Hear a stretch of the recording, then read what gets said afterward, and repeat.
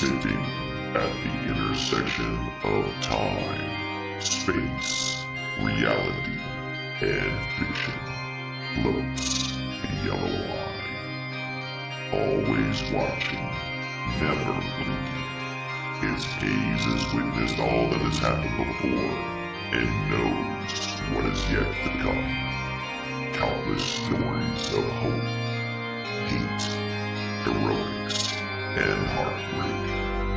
It has no mouth by which to speak these lessons, so it calls upon its head clearer to tell these stories, by word and by deed. Heed the yellow-eyes lessons as it gazes upon its servant, just as the eyeball gazes upon you.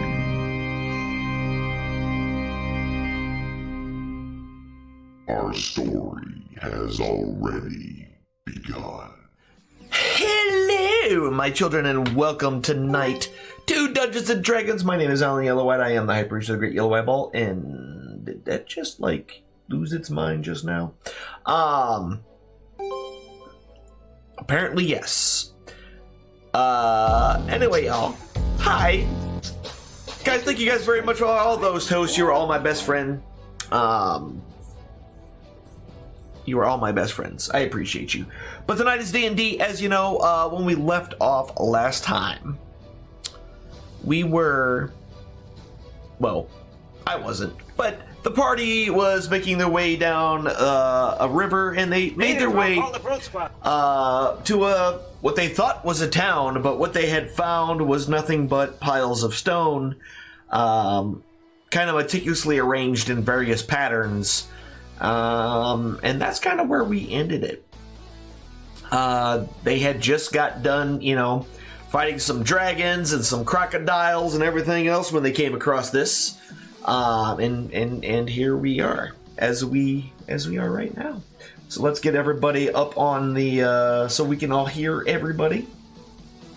Because I'm sure, you want to hear them. Makes it easier.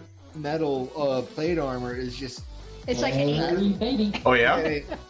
Yeah, seriously. Tie a rope around me and throw me in the water, might as well. Speaking of that, we're still by that river. That sounded dirty as heck. Listen, buddy. They're already fighting. We didn't even start yet. You've got rope. They're already fighting. Set you on fire, Oh, bugbear. no. It's time to take an extended baptism. All right. Yeah, Oh, clearly my we're goodness. Fighting. Have at thee, Sir Bugbear, and I pull out the firestone, just kind of wildly jabbing. Set me on Yeah, fire! they're straight up they were fighting before I even unmuted them. So I guess roll for initiative. No, we're not gonna roll for initiative. So, all right, so that was just kind of funny to me. Anyway, welcome in, everybody. Welcome, players. We are back when we left off, as I was just telling the audience. We were just outside of a town that you thought was a town. But when you got there, all you saw were a bunch of stone towers, essentially. Not like towers, but, anywhere from 4 to about... We have another peeping Tom! Up to some of them almost 20 foot tall, kind of stacked up meticulously, various pieces and chunks of stone. Ellen! We have another peeping Tom!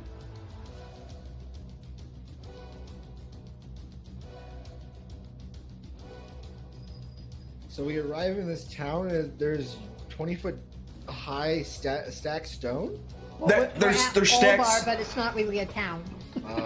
Yeah, so you guys were headed toward that way, and yeah, all you really see is a bunch of there's stone kind of strewn everywhere, it's just all over the place. But there's a lot of stone that has basically been kind of built up into various shapes. Some of them kind of it doesn't look like they were just randomly put there. They look like they were placed.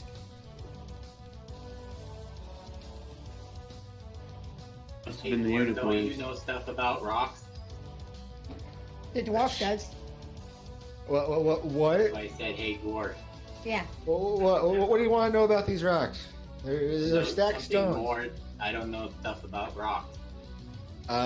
They're stacked, and I kind of just No. point upward.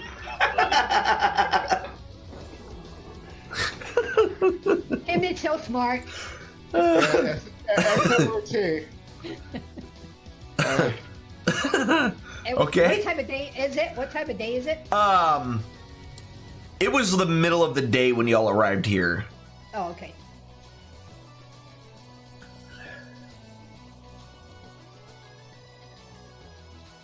So shall we go look around, see if we find anybody? Knock the stones over. Hello? Hello. Start yelling. Anybody home? Is there any writing or any symbols or anything on the stones? Not that you can see on the ones that are around closest to you or anything like that.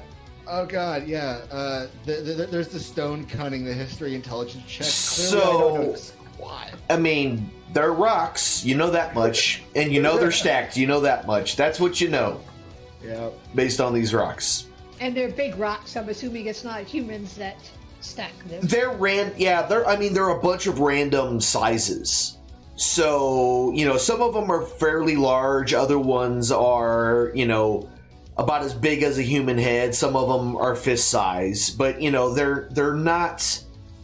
It's not like they're in any way, shape, or form the same kind of rock or anything like that. They just all seem to be kind of random rocks placed in an unrandom way. Weird. Would it be possible for me to push one of these columns of rock over? Some of them. Give me. Go ahead and give me one of them there stone cutting checks since she's a dwarf.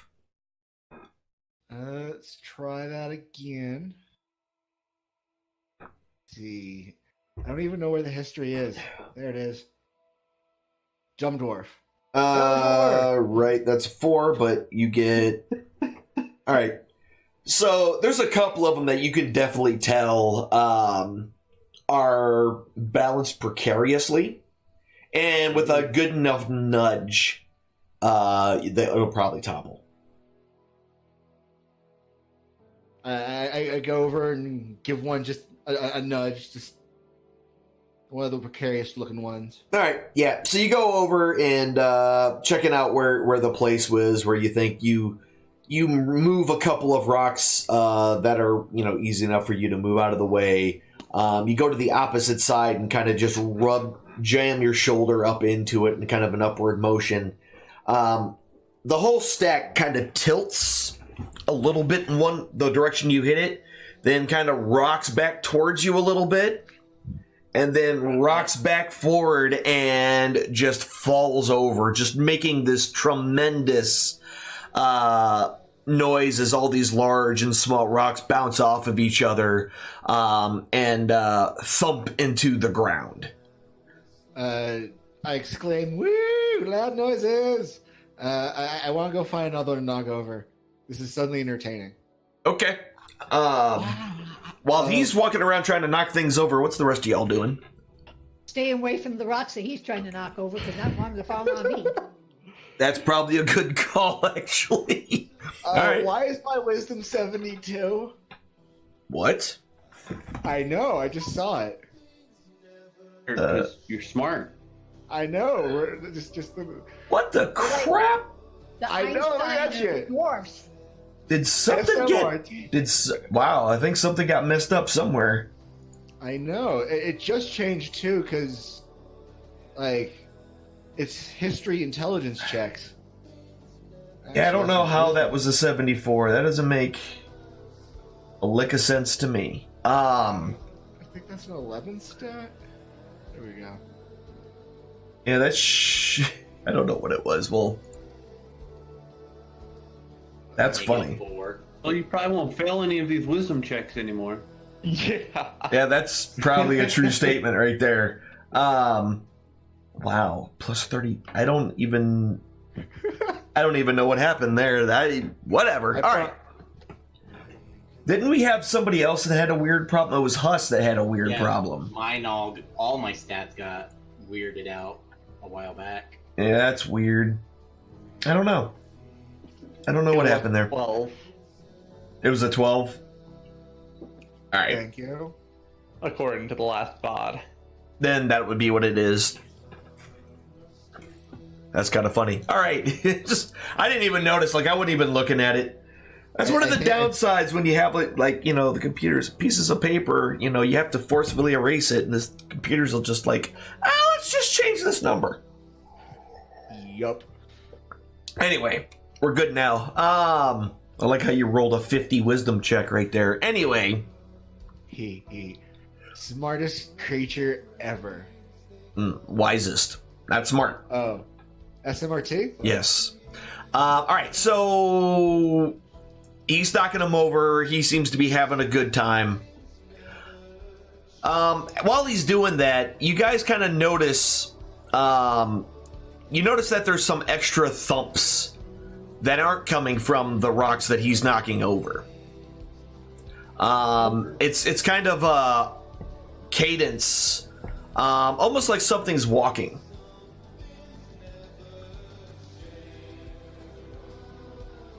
Hey, dwarf. What? Something's coming. Something's coming. You probably woke something up, dude.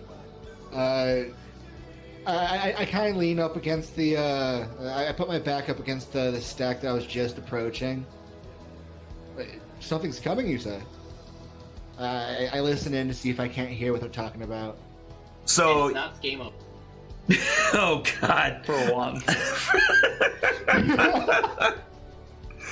Yep. And train of thought is lost. All right, so there is essentially. You okay? Yep. Sorry. All right.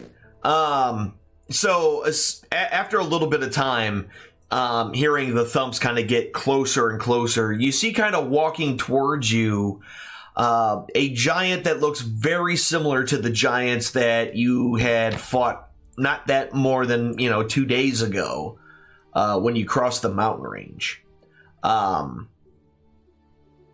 And trailing behind him, he seems to have like about 6 goats just kind of walking along behind him. And whatnot. So as he kind of comes up, he looks around, sees you guys, looks around at the rocks, shakes his head, and then walks over and starts kind of picking them up and looking at them and placing them back down and basically starting a new pile. This guy. Right. Was that your pile? Speech giant.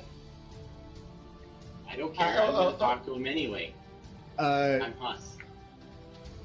As he starts to make another pile, I start to like push my back up against the stack that I'm on to try to just knock it over. So the stacks that he put very heavy rocks as the base. So this one is definitely sturdier than the ones that you were knocking over. He seems to have realized your game and has kind of made it much more difficult for you to do that to this one that he's currently making. Maybe he's making a barbecue pit for the goats and he'll invite us to the barbecue. What do you mean invite? I say we have our own barbecue. We don't need him. I'm gonna go pick up the biggest rock I can and just go put it next to his stack just to see what he does. All right. Giant, if I can talk to his goats, if he minds. Give him scritches. Yeah, give him scritches and just talk to him. So as soon as you say the words "talk to his goats," he stops, turns, and looks at you. And if he had eyebrows, one of them would be raised in a very quizzical look.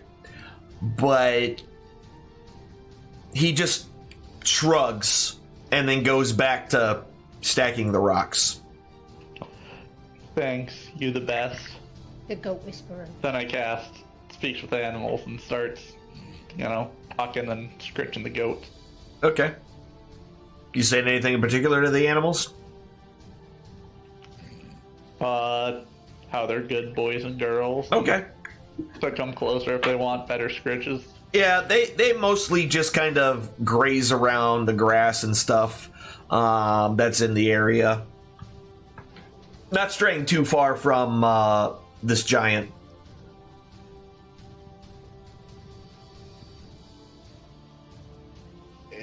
And he just continues to work. Huh. I'm kind of dumbfounded by this generally peaceful giant. Weird. I say we wander away before I get the wild idea that I want to start a fight with it. Actually, what are your all's thoughts on starting a fight with it? No.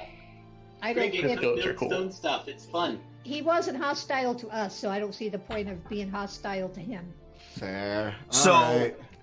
Huss, when you bring up, like, you find the biggest rock that you can pick up and carry, so you grab it and you waddle it over, and you drop it kind of next to his pile, and he looks down at it, looks down at you, and then takes his index finger and his forefinger and kind of picks it up and looks at it, and then looks at you and smiles, and then places it in a location on the rock pile. Yay! That makes us happy. Ooh. I'm gonna run and get another rock. I wanna grab rocks. I find the biggest rock I can that looks like it's not part of anything. Okay. What size of creature would that be? What's your strength? It is an 8. That's not what I'm asking. You said the biggest rock that you can that's not attached to anything. I can find. That's like not in a totem. Oh. About, a small sized creature. All 40 I pounds. find 5 of them, I think. Let's see. I have no idea where you're going with this. That's why I'm very intrigued I right now. find 10 of them and animate them and have them all waddle towards the stone giants and then lay down in their pile. Okay, so they just kind of, march the pink elephants their way. Yeah, they just start to kind of march their way out, with you playing your instrument looking like a very strange Pied Piper. Except, Bagpiper. Yeah, bagpiping being followed by rocks. And they just kind of march up, and they get closer to the pile, and he turns to look at you because playing bagpipes is not a quiet thing, and they're echoing kind of throughout all these different rock piles and stuff, just the sounds kind of bouncing everywhere. And he just stops what he's doing. Like, he's about to place a stone, and he just kind of stops and is just looking at you. As all these rocks just kind of start to shift and shimmy their way up through everything. And he just shakes his head and just puts the rock down and then turns around just to see what the hell is going on. He's just got this look on his face like, what is even happening right now?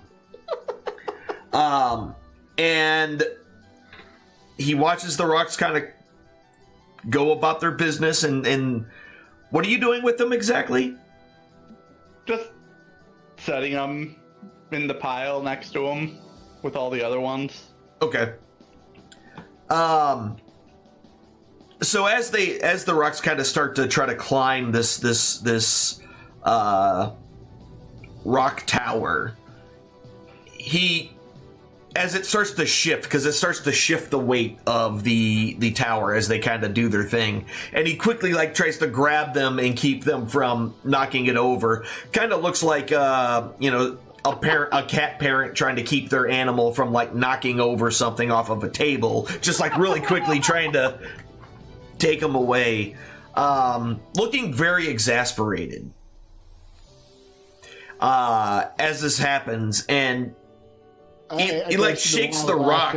He shakes the rock and kind of looks at it, shakes another one and looks at it, and puts them back down on the ground, and they start dancing again. How long does this spell last? Up to a minute. Okay. So after some time of him essentially trying to wrestle around, trying to keep these rocks that keep trying to climb up on the pile from doing so and knocking it over, soon they start to settle down, and he just keeps looking at the group of you and just is like, he puts his hands up like just up in the air, like, what do you want? I laugh and just start walking in the direction that we were as we started. Like, I'm done here. Let's leave this giant alone. Kind of like just walking away and shit. Okay. Everybody else? Has anybody tried talking to him to ask him what he's doing? I can't speak giant, so.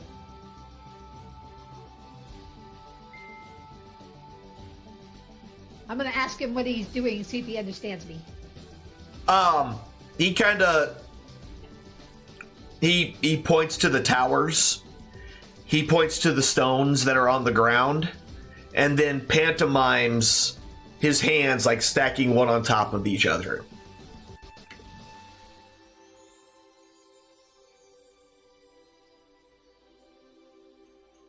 I thought it was pretty obvious. Maybe he's trying to rebuild his house. We're stacking stones. Weird. Just weird.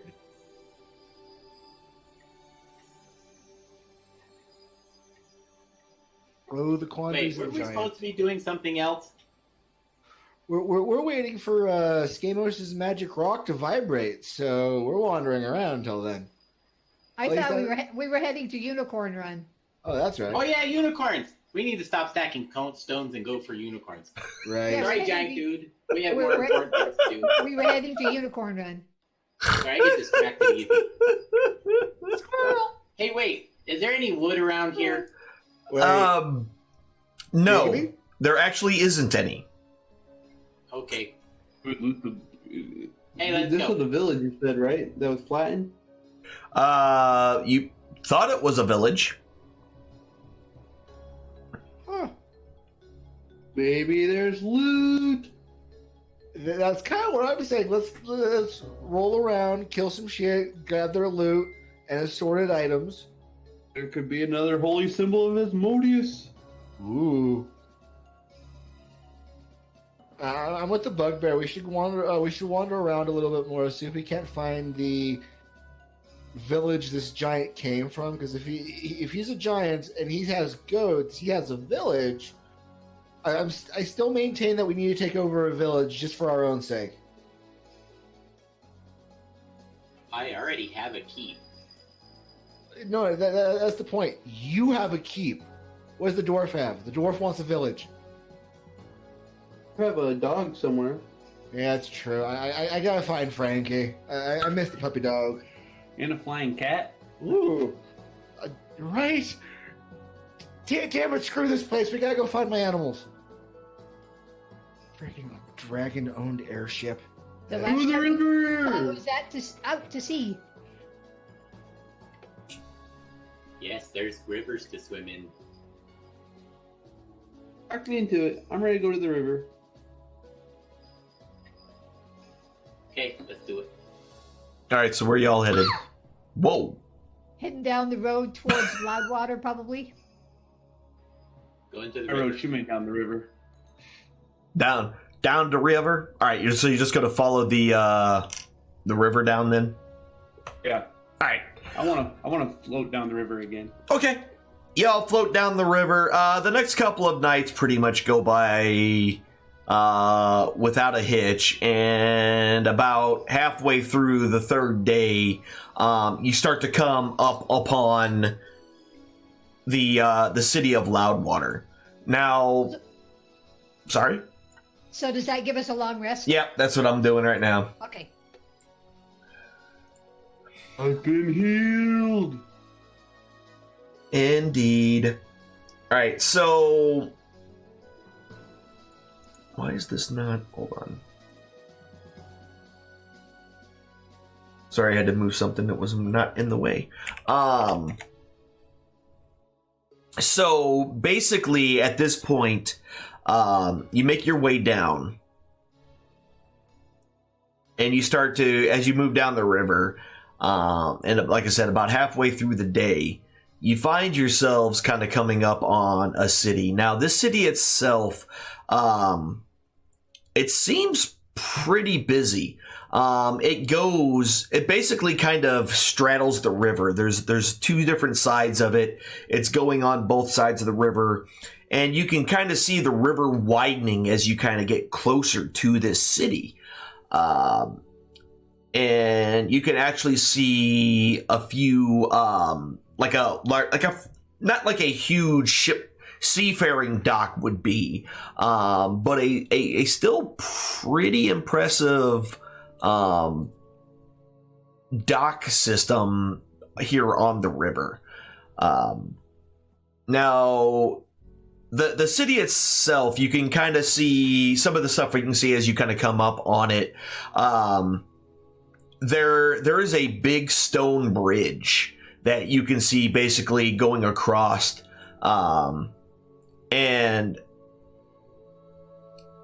so what's really strange is that it looks to be that there are fish coming out of the water and going over top of the bridge. Really kind of strange, but that's what you see.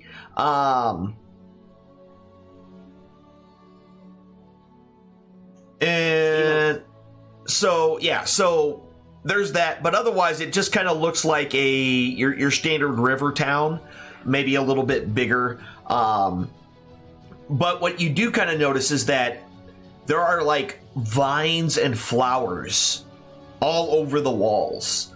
So like just flowers blooming everywhere on the walls and ramparts of this place. I like this place. Pretty. Very pretty.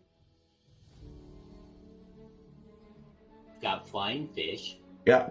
And you can start to see like there's some very old large trees kind of on the riverbank. Inside the city itself, you can see it over the walls as you start getting closer to it as well.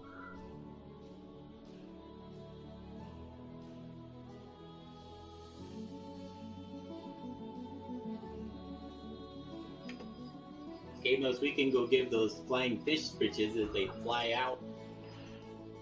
That's true. I could eat one. Sushi.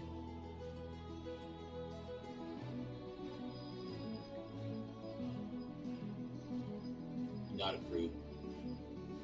So what you doing? Let's explore Loudwater. Okay. Let's go into town. All right, so as you guys got to go into town, one of the first things you notice is that the streets they're not set up in like rows and columns or anything like that. They kind of meander every which way. There's no real rhyme or reason. A lot of the buildings are kind of oddly shaped on the corners because one side, might be bowed outward and the other side might come inward. So there's a lot of weird shaped homes and buildings throughout the streets. There's trees. There's smaller trees everywhere, but you can still see the larger trees that are along the riverbank. There's just gardens everywhere. Almost every single building is covered with the same kind of flowers and vines that were over the walls as well. Now you can see there's a lot of folks that are kind of eyeballing you a little bit suspiciously, as they tend to do pretty much anywhere you've ever been since you're walking around with a bugbear. But Most of them just kind of give you wide berth.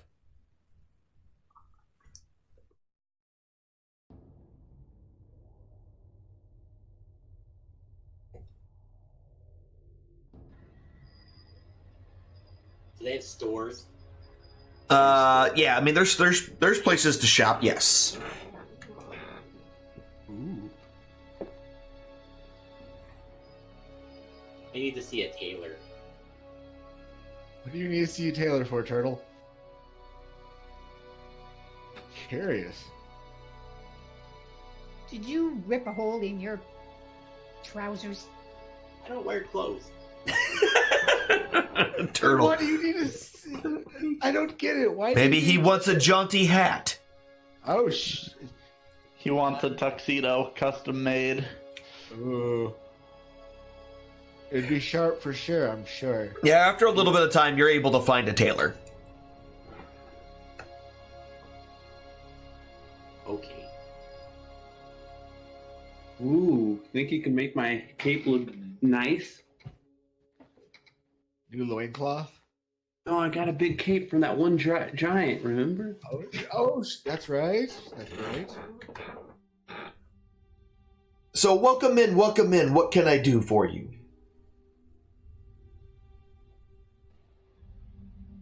Do you have any spare mannequins I can buy for my friend? He opens his mouth for a second and then closes it, as this is the most perplexing question he's ever been asked in his life. So he just completely unsure. Mannequin?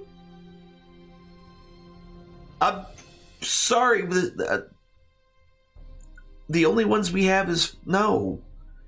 Why would you want to buy them? Are you I am so confused right now. And he just kind of like flabbergasted at what just transpired in his own shop. I'm a tailor. Those are part of my trade. So no, I don't have any for sale. Well, who makes them? Not me. I don't know. Well, what if we bought the clothes that's on the mannequin? Can we have both? No. No. I'm sorry. I don't have time for practical jokes today. I would like it if you left. Well, I was offering money. I understand. But as I said, they're not for sale. Okay.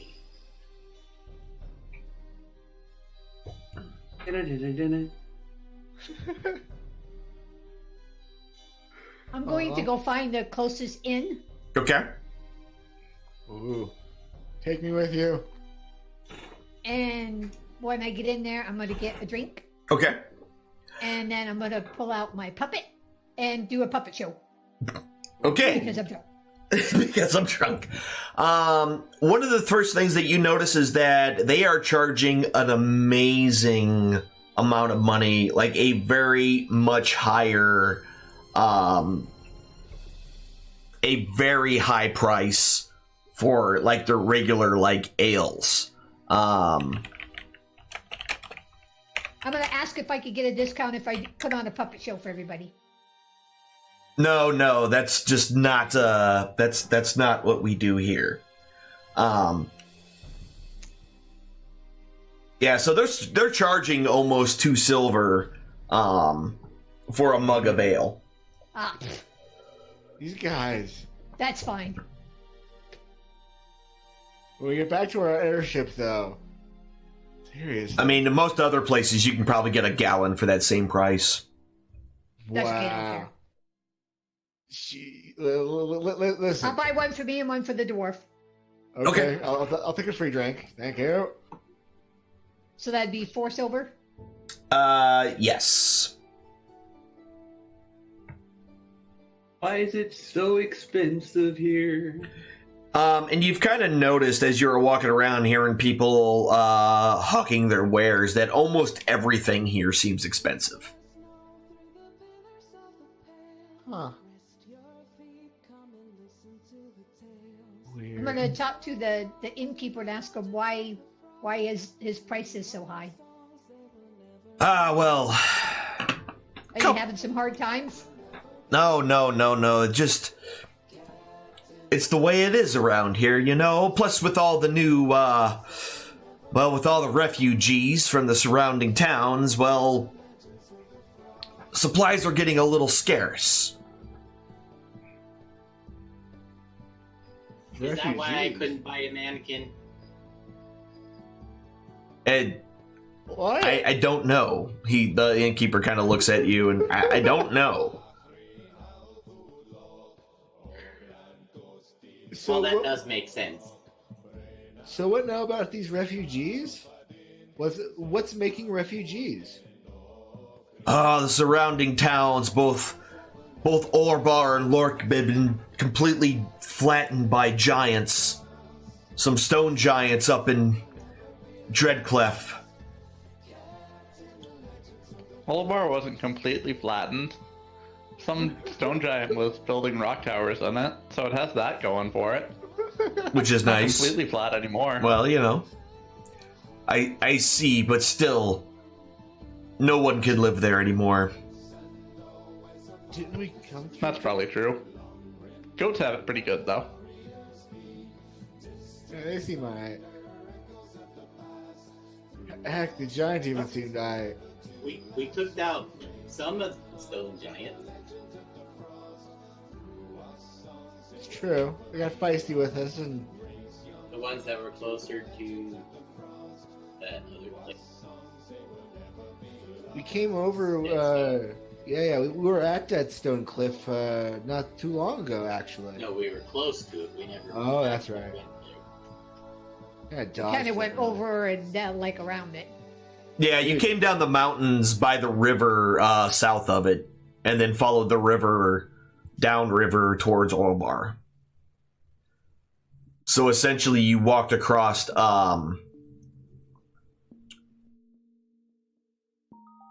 You came out of the Fallen Lands, up and across the narrow part of the mountainside, and then made your way down, following the river.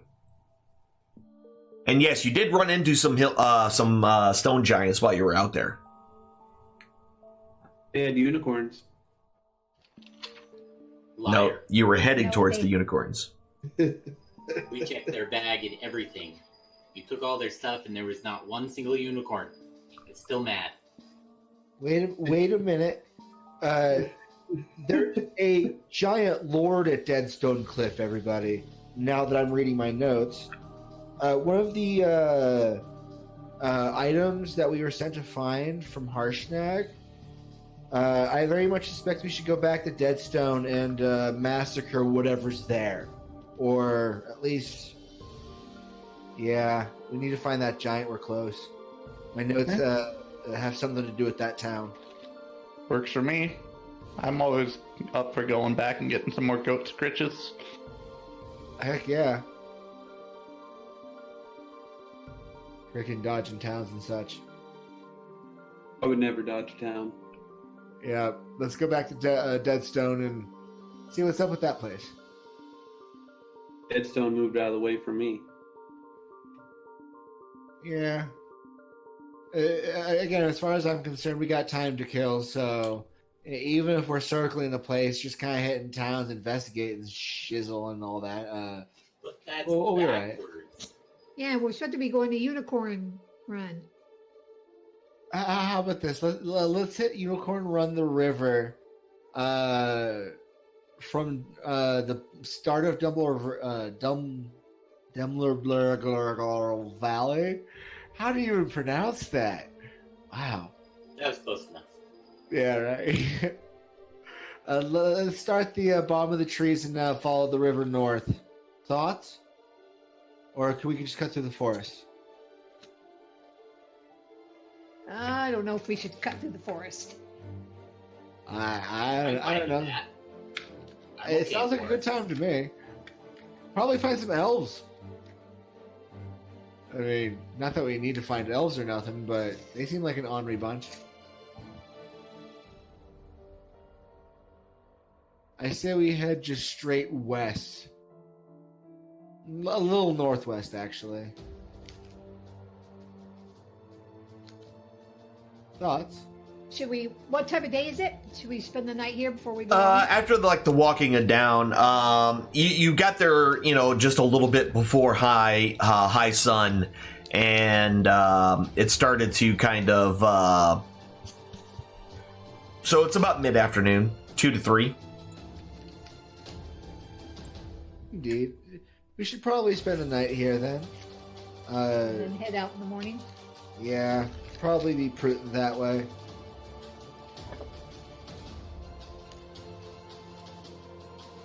And then after that, we head slightly northwest, more west than north, but still. All right, so you're spending the night here. Got that. Then which direction are you guys going? I guess they want to cut through the woods to Unicorn Run. I'm aiming towards the N in Unicorn, or the second N. Okay, That's the inevitable goal for me. so basically kind of just, you're going to try to go northwest through all of it. Yeah. Try to find the river. All right. So the first day kind of goes by with no problem. You're able to make it right to the edge of the forest. And that would be the end of the first day's travel. You're essentially just barely inside of the forest, not too far, maybe a mile or two. It's a very peaceful forest. You can hear the various animals and insects chirping away in their trees, and generally just being a forest. Great places. Yay. Not nearly as hard as the mountains, but still. I like Great this places. place. Yeah. Okay. I want to yell really loudly to see if my voice carries an echo at all. A little bit, but not much. And as soon as you yell, like a lot of the insects, like the chirping and whatnot, just stops. And then slowly over time, it kind of starts back up again. Oh, dang.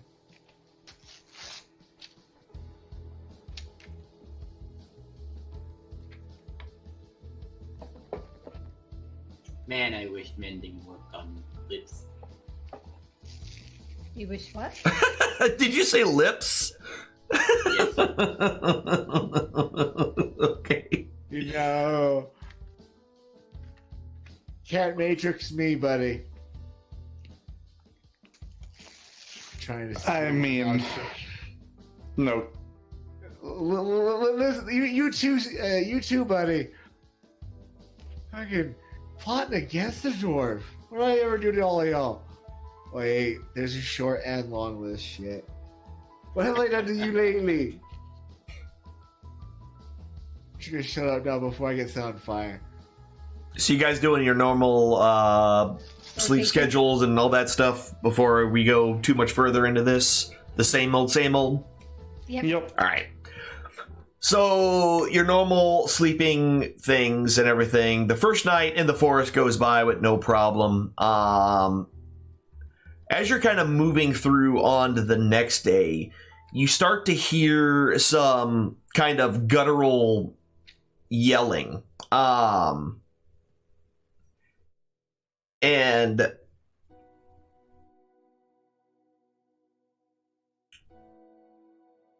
Watch your profanity. it's essentially, it sounds it's very guttural, deep sounding language. And That sounds like a direction that I need to be in. Sounds like the Germans. Well, I wouldn't go But that far. Is it a unicorn? Probably an orc, actually. Ooh. Ooh. That looks friendly as heck. I'll go towards it. It looks like it wants a hug. Totally wants a hug. Yeah. Well, does anyone really know what a unicorn sounds like? Make it sound guttural. Exactly. Exactly. Husk gets it. They can sound guttural. I'm sure. Unicorn. Oh my goodness. That's funny to me. All right. All right. So we are doing that. So you start heading that way towards the noises. You can start to hear a little bit of other voices mixed in with those, kind of a pleading voice, speaking in common, and just they sound very distraught. I want to move a little bit faster, almost at a run to see if I can catch up to it before something happens. And I'm assuming everyone's with him. Is that still the case, or okay? Yep. Want to make sure that we're just like, yeah, he's going by himself. Let him. Oh, that's fine. That's fine. I'll run it. It depends on what he finds.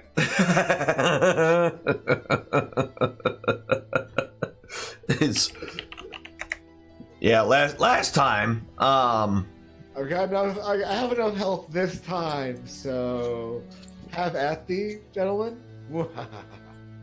I mean, there's that. Yeah. So,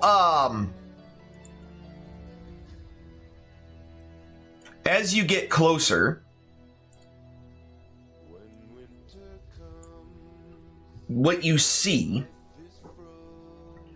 kind of off in the distance a little bit, is a bunch of orcs. Called it. And they have in tow kind of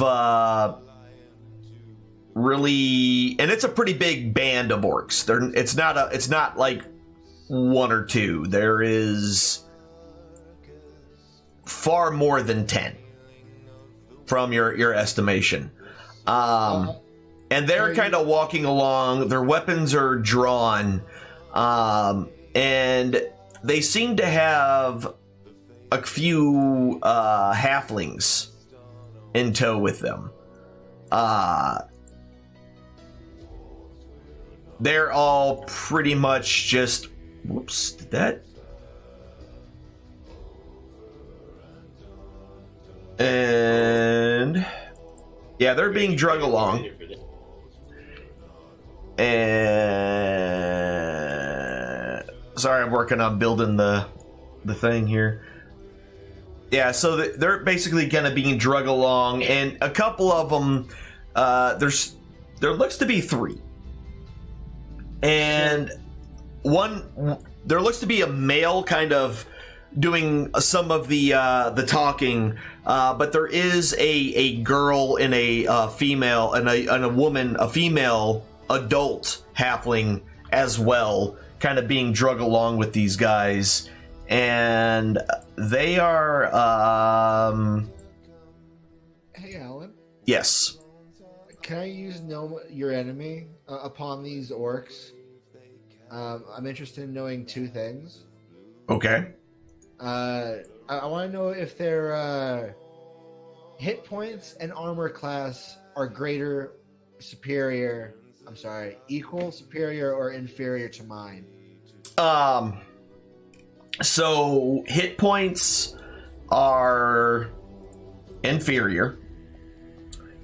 And you said armor class? Yes, please. All right. Their armor class. Did I accidentally close that? No, I didn't. Okay.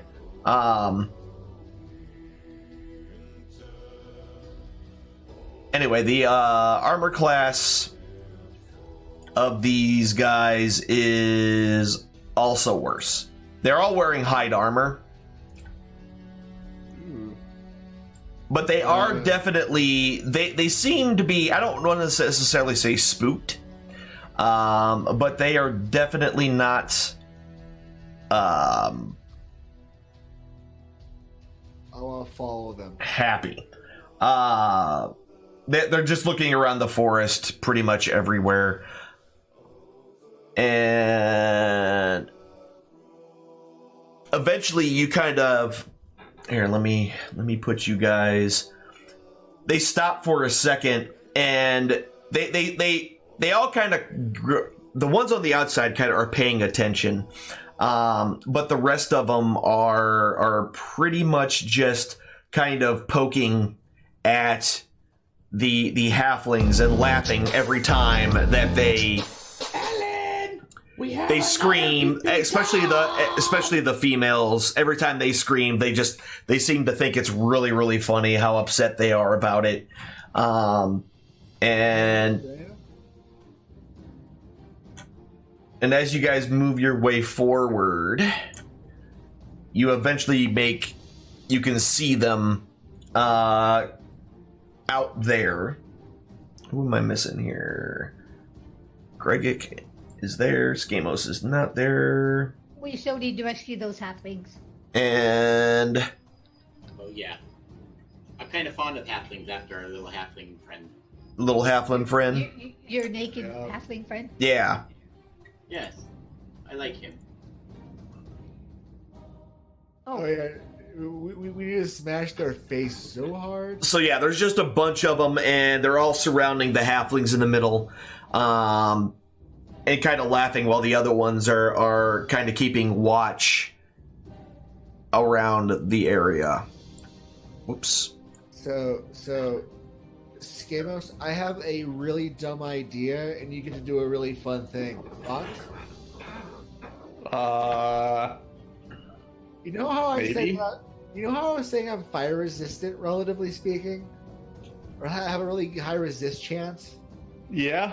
I'm gonna derp out into the middle of everything and just, hey, dirt bags, screw you guys, let's fight, and just be real nasty about it. And Well, see if I can't draw a group of them out. I was about to say, Fireball. since you guys were not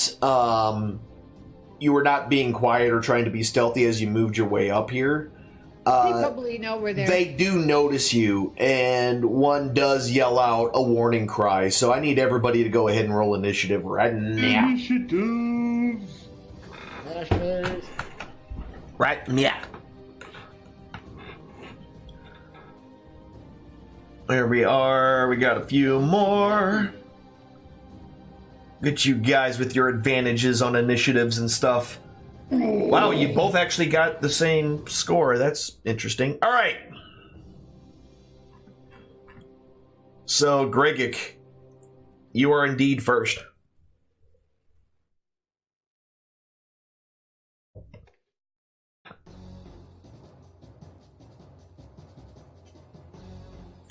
Plant yourself far enough away from the halflings, and I'll put you in a pool of water.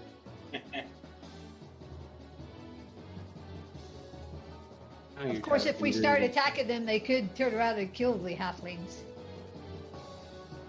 Well, that's a risk I'm willing to take. That's a risk I'm willing to take. I'm gonna go there as 30 pounds. I like this man. Fight! Oh, man, that's funny. I am going enrage. Okay. Ooh. Did you just, like, jump off that cliff, or did you run around? I ran around. It's Okay. 35. Okay. I'm pretty sure he jumped. I should have jumped, but That would have been cooler. Yeah. Oh, Right. oh, Should've put arms just jumped everything. and like attacked the orc, just cut him right in half Kamikaze, yeah. mid jump. I did that once already. I was happy with it. It did work out And well then for I'm gonna you. lightning. Okay. I am gonna lightning strike that one that's closest. One closest to you. Got it. Yeah. And he fails his save. Takes 5 points of damage. And let's go ahead and start a solid halberd cleave. Yeah, you do that. Yeah, that's going to hit him with a 24. plus 8 to hit like a madman. Yeah, that straight up kills him. Okay, well then I'm gonna move 1 over for the maximum movement speed. That's 40, and I'm gonna hit the other one. Gotcha. And that's going to hit with the 25. Right in the face. Yeah, and 10 more points of damage. So after just taking, kind of running down, you swing your halberd and straight up cut the first orc in half. And then with the momentum, swinging it around your head, you bring it down, wounding but not quite killing the next orc in the list. And that is your turn, Skamos. So are the halflings like bound by anything, or Yeah, are they're they all just kinda- tied. They're tied up.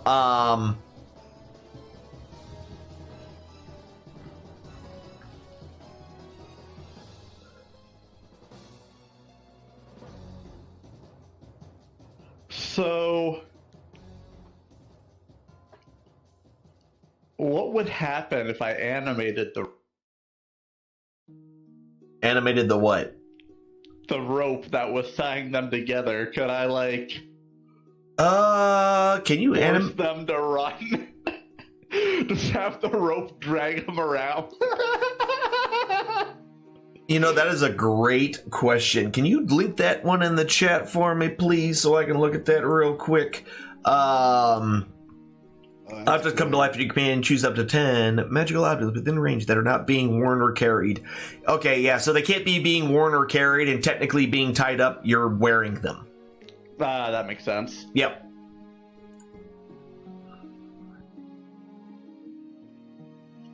Well, that's too bad. Well... Oh, with that's my amazing. fireball- That's an amazing idea. Just like an invisible rope just pulling them out of danger. Yep. Anyway. Would my fireball hit Ollie right now? No. He's just outside of range.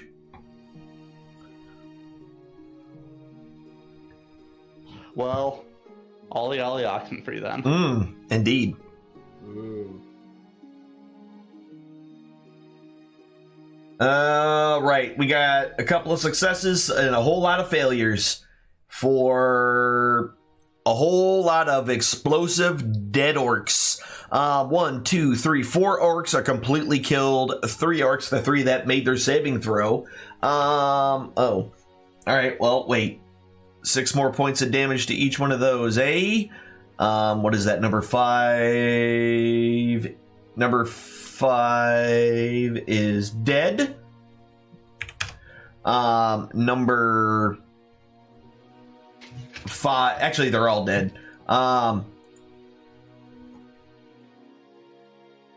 No, wait. What was that? That was 7. Yeah, that was the other one. 5, 7. Jeez, there's so many. All right, so that one's still up. What is this? There's too many numbers, and I can't see who everybody is here. 2 is dead. 17 is dead.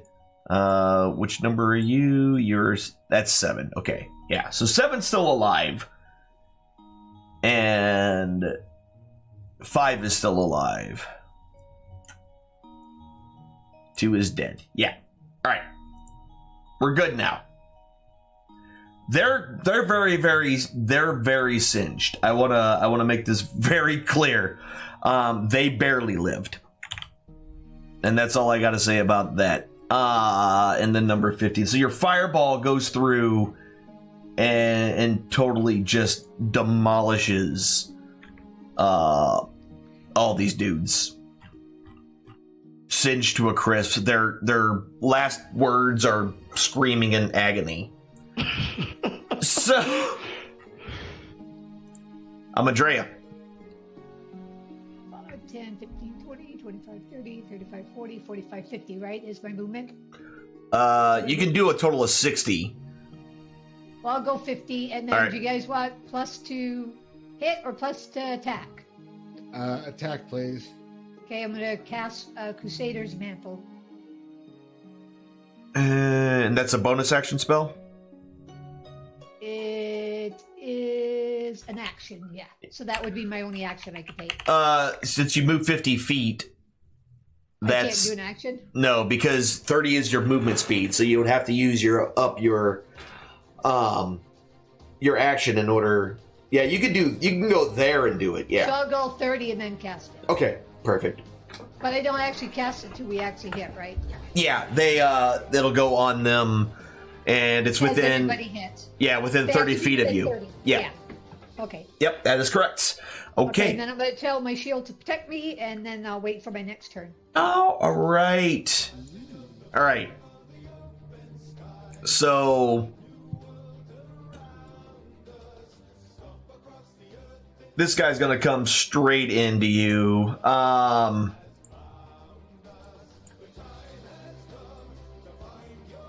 Just run straight at you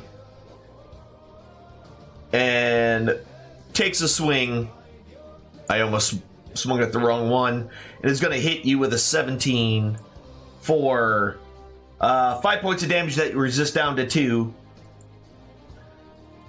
Number 10 then moves in because you've already hit him once, and Thog did not like that. And that's going to hit with a 23 for 14 points of damage resisted down to 7. Orc number 11 is dead. Orc number 12 is dead. Orc number 13 is dead. Orc number 14 is alive. Where are you, number 14? All right. He's going to come up and gang up on you as well. And that's going to miss. Good job, Orc. Who is this? Orc number 15?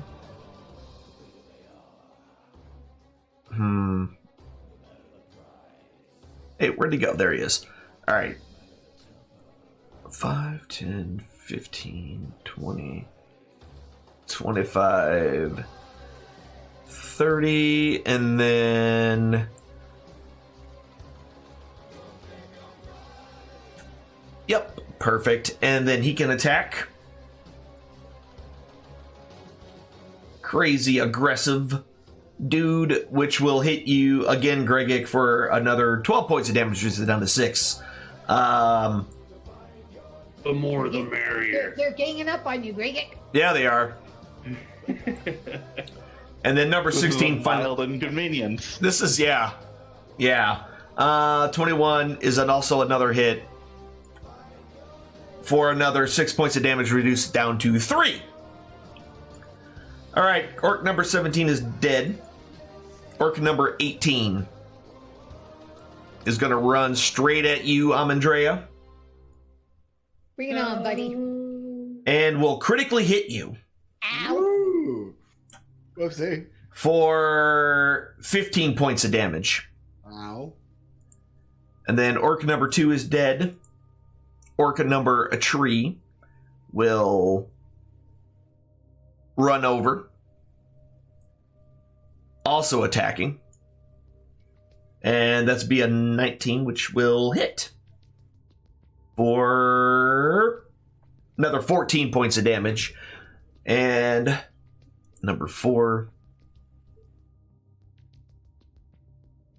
will move up here. There's so many of them. Attack. Will miss with his attack. Orc number 5, who was hurt, will move up over here. And that's where he will stop. Number 6 runs up here. I'm telling you, like...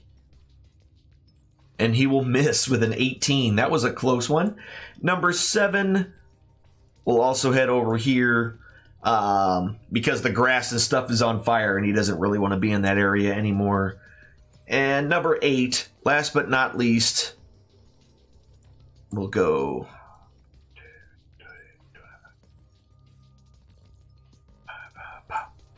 All right. And is able to make it all the way over there, which... Final attack against Amandrea will miss. Oh wait, there is one more orc. Never mind. This one runs up here and climbs up the hill and will throw his javelin at Skamos and will miss. Oh. Darn, I was really hoping on, just burning him to... There's that. I mean, there's that. So the ones, the halflings all kind of I was like, just keep your heads down, lasses. And he's kind of looking at the two that are kind of guarding him right now. And Morgan, you're up. All right. 5, 15. I come running up to this guy and like burning a lunging strike and my momentum. I jump at him, leading with my face and my spiked helmet. leading with my face. My friend, just not having any of this nonsense. You're gonna lead with your face. Yeah. Oh wow. If I had inspiration, I would give it to you. Oh my goodness. Yeah. That's a miss. He kind of knocks your head to the side, keeping you from making contact with him. And then your second attack also misses. Let's try this again. What are you gonna surge? Yes, I am. All right. Just yeah. If I miss from the start, clearly it's. Don't forget, if you hit, I can had some. put my thing on you. Yeah, that's. I'm gonna lunging strike on this one as well. All right. Well, it's dead anyway. Whew. So it wouldn't have mattered. It was dead anyway. I spent the point after declaration. Yep, I know. I'm just saying he's dead anyway. Yay! So.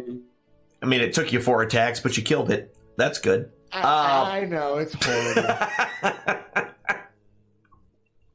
But I mean, you're very effective when you do hit. I know. Huss.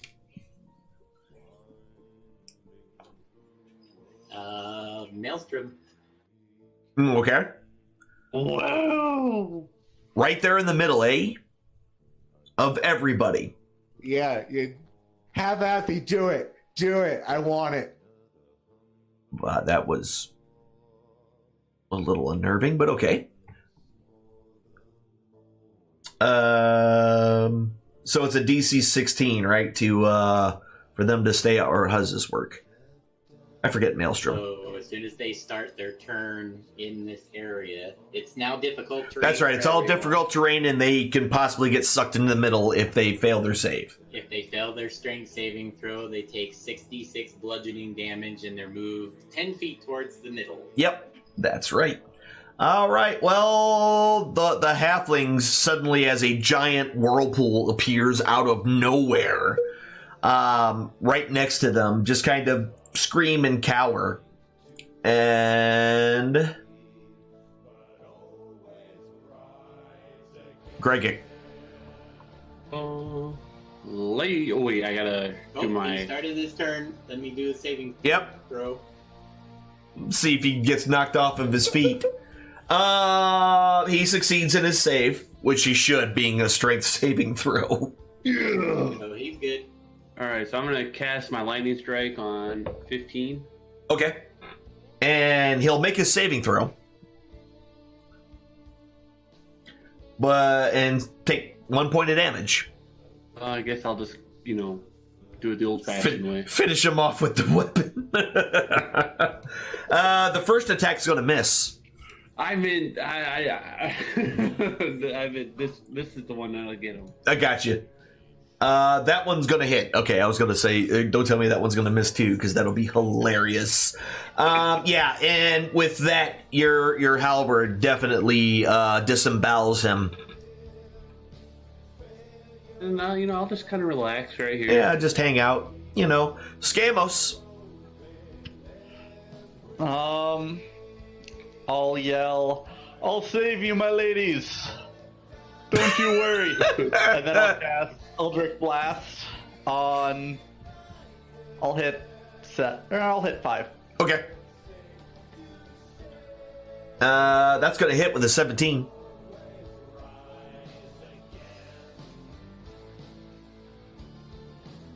I think I did this one wrong. Uh-oh. Yeah, I did. I upped the force damage when I just do 2 beams. Oh, okay. So it's two separate attack rolls, is it not? Yeah, it is. Yeah.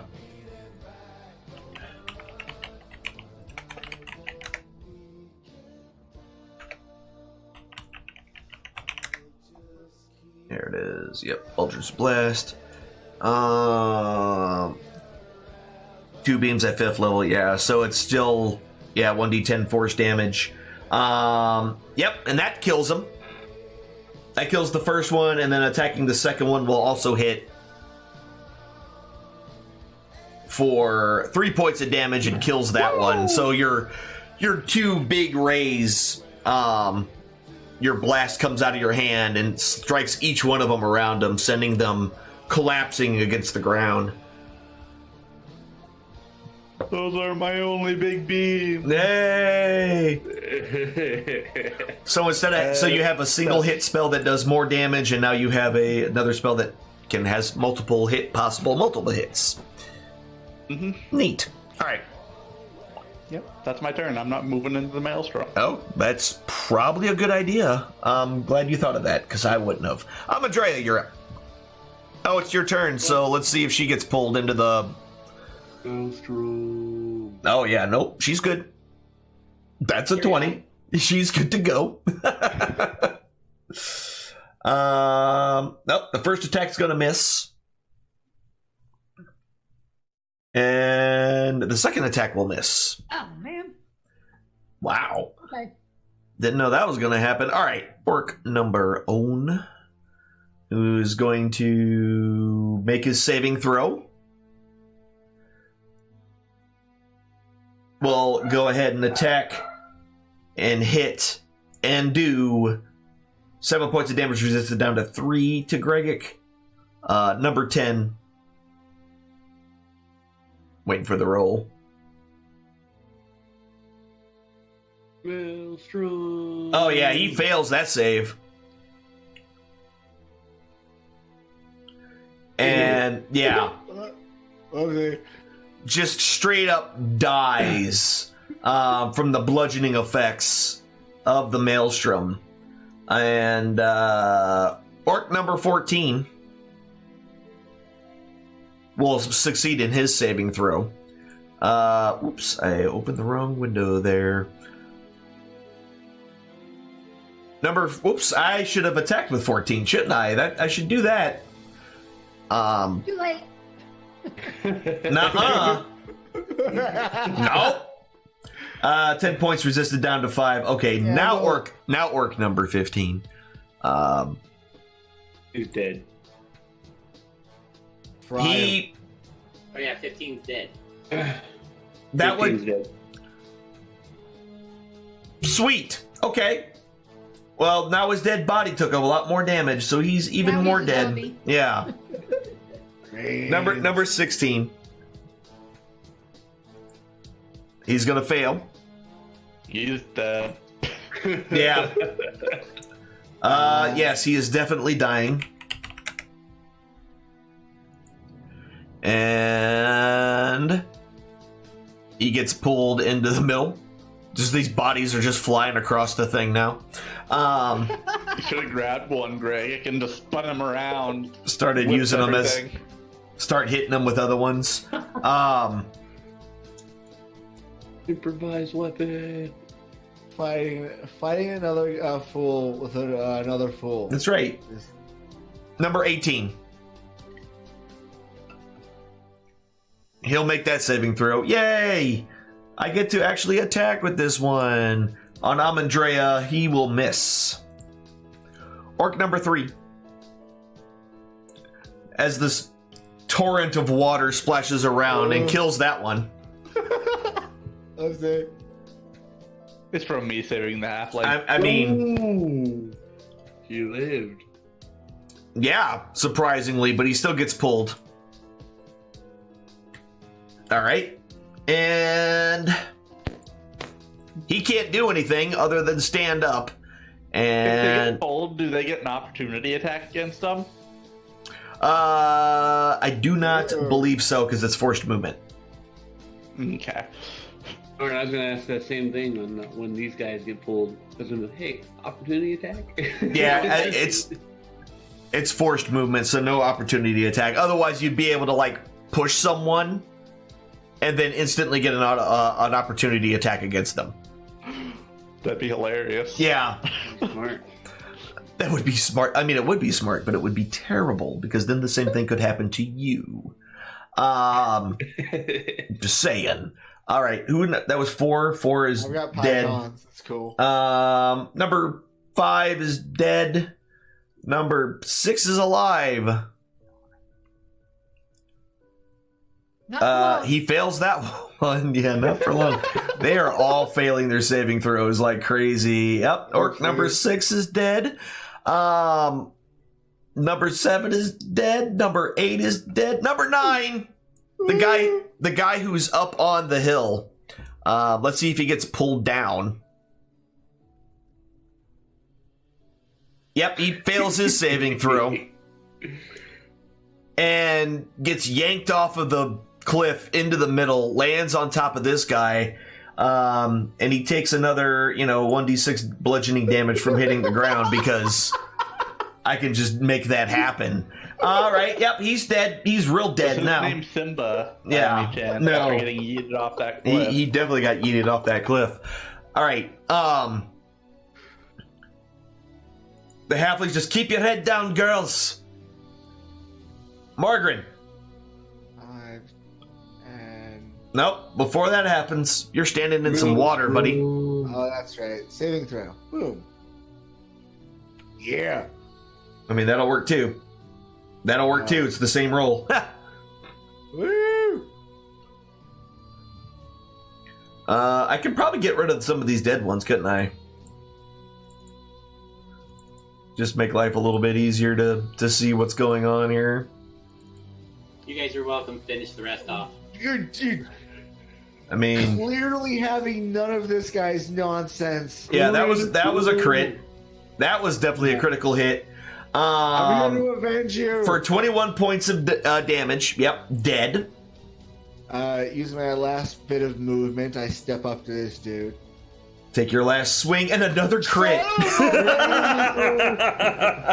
No, not my drinking buddy. Yeah, right. Take off with your nonsense. There you go. Both of them are dead. Nice. That I was got you, bro. That was nice. 2 crits in a row to make up for all those times you missed. Huss. See what fighting in the maelstrom does for you? Yeah. I can dig it. Totally dig I'm it. in the maelstrom. Is I'm Huss? just gonna stand here. 'cause Actually, I this is just amazing. thought, isn't it difficult terrain in here? Yeah. Could he move all that? 5. So he was standing here. 5, 10, 10, 20. I couldn't Oh have. no, you wouldn't have got. You could have got to him, but not the second orc. What is that? Number 3? Yeah. So go back where you were. Oh, second Damn. critical. Although, hey, do you have any more supremacy London dice? I do. Burn one. Burn one. Done. Okay. You did a lunging strike from there and got that guy. Perfect. There. See? Retcon. It all works out. In It's the end. best power. Yeah. It's the best power I have. It's the retcon. All right, that's them. They're not going to go anywhere. Gregik. Make your Lightning save. strike. Oh yeah, hit my save for me. Hit me. Hit me. Yeah. I mean, he's got advantage in all strength-based saves, so it's probably going to be hard for him to fail it. Yeah, that's a I'm success. worried if Skamos was in there. Yeah. All these other guys, I'm not concerned. All right, 5 points of damage with your lightning bolt. Or, yeah. And then that's going to hit the first guy, which kills him. And then I'll have the second one. Maybe I won't. That's a miss. Now I'm curious here. So that is a concentration spell. Okay. I was curious. I'm like, please tell me that's concentration, because that is too ridiculously good to not be concentration. All right. That's why I'm not doing anything else. Gotcha. Skamos. Come on in, the water's fine. Skamos would die in there. Well, Yes. just for funsies, because I can, and I don't think it really matters if I try and kill him. I'll just cast Vicious Mock. Okay, you're gonna make fun of the guy who's drowning. He fails his save. Oh. You suck, you're drowning. And your insult has done 4 damage to him. Honestly, it's one of my favorite spells because literally you make fun of someone so bad they take psychic damage and you can kill them from your insults. It's a great spell. Oh, that's horrible. It's absolutely a great spell. Amadrea, you are up. So save time. You fail. Ooh. And you take 11 points of damage. That's better. Hey, that's way better than the rest of them we're taking. And she gets stuck to the middle. Yep. And yeah, 10 feet. I mean, he rolled 4 1s out of that, so you got kinda lucky. Kinda lucky there. I can't move to that guy, right? No. You can get close, Okay, but not quite. I'll just shoot him with my bow then. Okay. I just realized, were we adding the extra damage boost this entire time? No, but we've been. No, but you've been You guys one-shotting pretty much everything been killing anyway. yourself. Yeah. Yeah. I'm gonna put it on myself though, because I shot my bow. Mm-hmm. And do the damage. And the damage Seems like is... arrows would be affected by the maelstrom. It's only 5 feet, so you can fire over top of it. Yep. I'm gonna shoot Interesting. at him one more time. All right. Yeah, that's gonna hit. And this is probably gonna kill him. Okay, has what, 2 health left? If that. No, he has 1. So literally, it's impossible for him not to die. Yeah, there he goes. And with that last shot, your arrow completely hits this thing right square in the middle of the head. It loses his footing and gets sucked into the maelstrom. And there's a bunch of like bodies just swirling around in this thing now. It's like an orc toilet. It's an orc toilet. Yes. I'm surprised you were able to hit it with all the orc bodies. Yeah, there's flying just around you like a orc tornado bodies going everywhere. center. It's an orcnado. Sci-fi presents Orcnado. That's terrible. Still 3 more enemies. Get them. All right. What would happen if I put my box down and stood in it? Could I just kind of float? You want to use it like a boat? Right, like a boat. I don't think it's seaworthy. I think it'll just leak and you'll sink. Fine, and make it seaworthy next time we. Let me out of this toilet. As soon as the last one dies, I so dimension Hus. door in front of the halfling, Okay. Okay, you dimension doored. I was about to say. and then I help them and ask if they're all right. So yeah, after untying them, they're. It's like we're shaken up, but I think we're all right. I can hold you if you need me to. Nay, that's fine. I give Skamos just that glaring look, dude, come on. Killing us here. You're gonna just look bad, shit. While they're doing that, I would like to loot the orcs. All right, so the orcs themselves don't really have a whole bunch. Between all 18 of them, you find about 12 gold.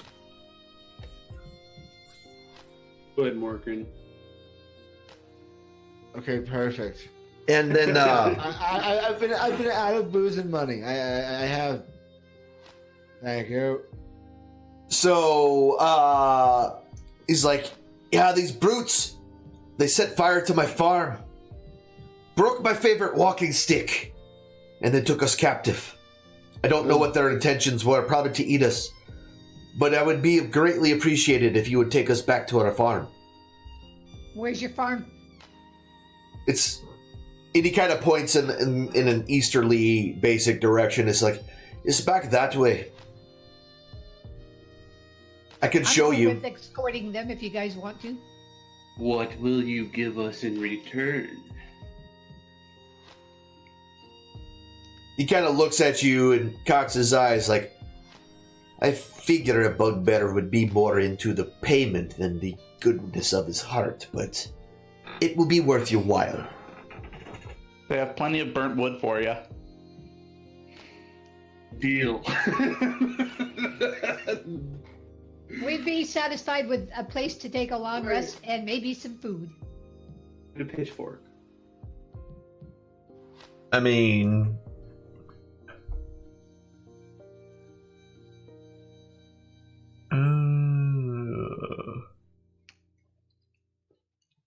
I'd just do anything to help a beautiful lady in need. That's my wife, you bastard. Who's the other one? My daughter. Well, at least he didn't say his mother. Alright. No other comments.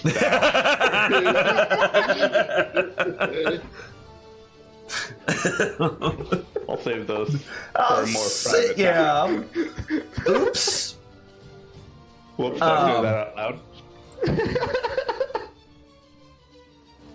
Okay.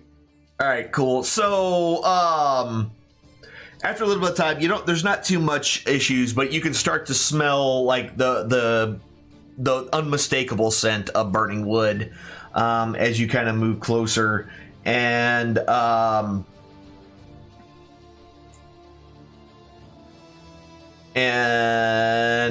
as you come upon it, you kind of see their little modest farm. It wasn't very big to begin with. Only a couple of decent side fields, but probably enough for them to easily survive on. It looks like the house itself has pretty much been burnt down all the way. As soon as he kind of just sees it, he's like, well, we can rebuild it, and we're alive. And for that, we're grateful. Wait here. And he kind of walks back where there's kind of a pile of it just looks like a pile of old stone that he starts kind of rummaging through. And after a little bit of time, he comes walking back and goes, I know, you probably have seen things much more interesting than this. But I've seen your daughter, yes. Alright. I think I might take this back. So anyway, yeah, it's God damn it. Now I don't even know what to say anymore, just because you just completely just ruined my train of thought. So he essentially kind of brings out a burlap sack that has been rolled up. Something's rolled up inside of this burlap cloth, and it's been tied with twine. He works the twine and takes it off and slowly unrolls the burlap, and inside there is another essentially a leather case of some sort with a snap on it that's or a leather thong that you can use to tie it up from the top. It's not that kind of thong. Can I wear it anyway? No. He then undoes the leather strap. Jesus. He undoes the leather strap and he opens it up and he pulls out a stick.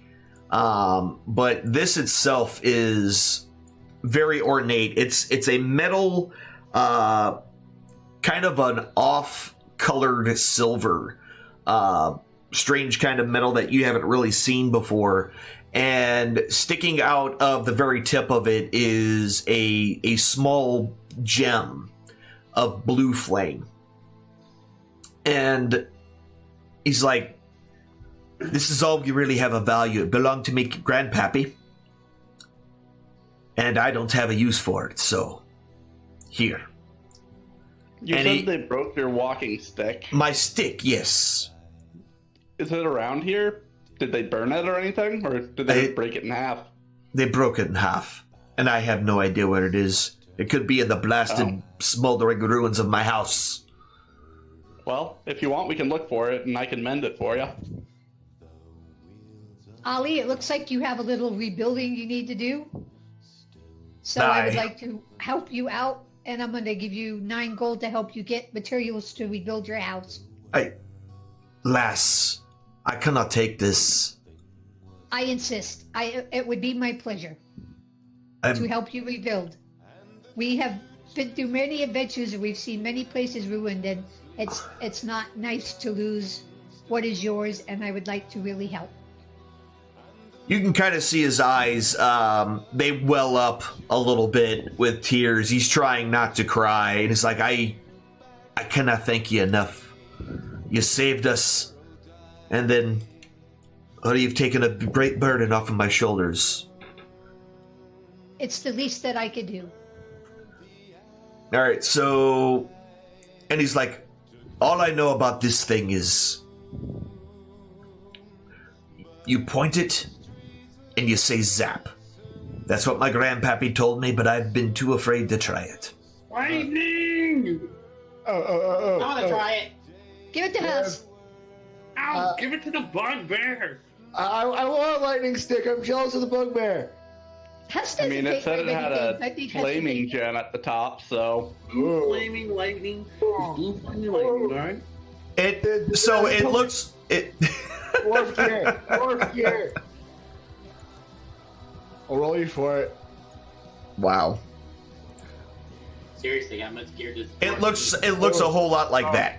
Oh yeah, I want it.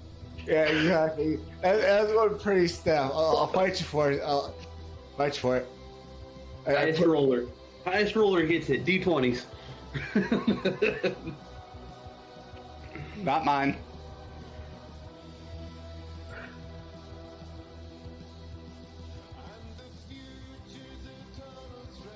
Well, I'll roll for it.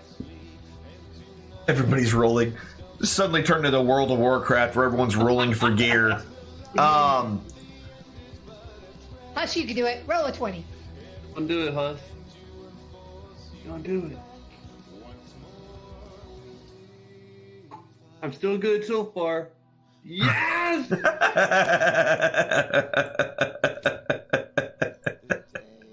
All right. Yes! All right. That's actually really funny to me. All right, Greg. That's for you, buddy. Let me drop that in your inventory. And While they're talking and doing their things, I want to try and figure out what it exactly does. all right, so you can do that during a short rest if y'all want to go ahead and take a short rest here. What time of day is it? I mean, it's about halfway through the day. So there's still plenty of stuff. And after a little bit of time, Skamos, you do actually find his broken walking stick. Yay. And then I'll mend it if I can. Yep. With a simple mending spell, you were able to fix it and make it good as new. All right, Gregic. Since we're Sorry. just resting, I'm going to do laying on hands and heal my hit points. Well, since you're doing a short rest, you can spend your hit dice. If you wish. I wouldn't mind doing that either. Can I do that too at the same time I'm doing this? Yeah.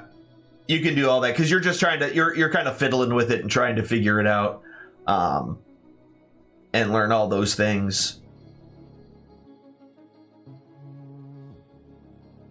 Yep, and the party is taking a short rest, so there you go. All right, so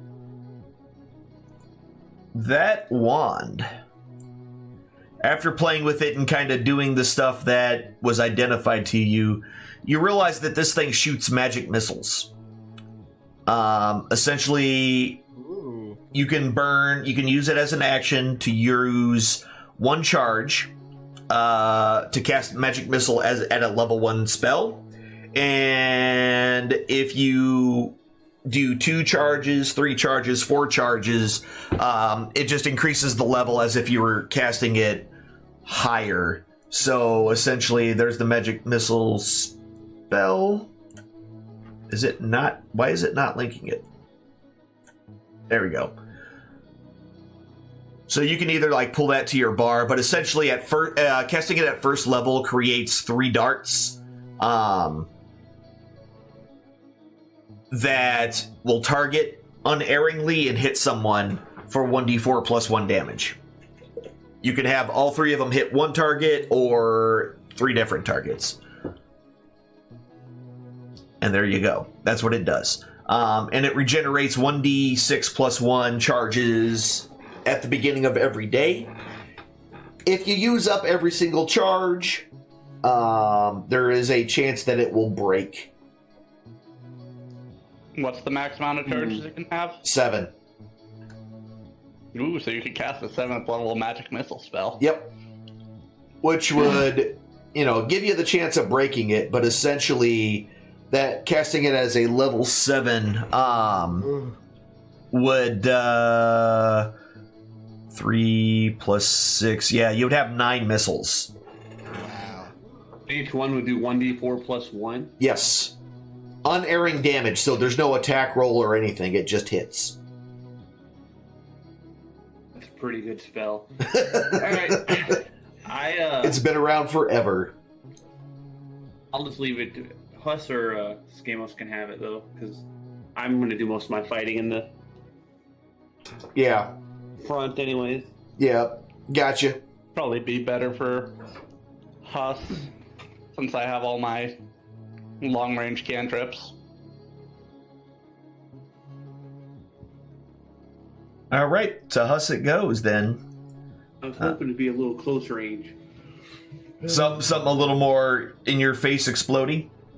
Exactly. Use that flame at the end as a spear and then zap them. He's like, oh, this isn't one of those things that you stick in people. I don't want it.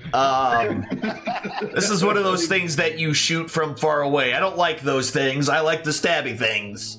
And this isn't doing it. All right, so yeah, after bringing them back and resting a little bit at their house, they say goodbye and they thank you. And you guys go along your way. The forest is definitely getting darker. You can tell you're getting into the older parts of the forest as you move in there, as everything's starting to get a whole lot darker and a whole lot more sinister feeling. But it's still just seems to be kind of a forest. You do on occasion feel like someone is watching you. But when you quickly look around, you don't see much. And at the end of the day, you've made your way just a little bit further into the forest, heading toward Unicorn Run. Same rest group and so on and so forth. Yep. All right. Same rotation. All right. So, as you're kind of going there, before you really get bedded down tonight,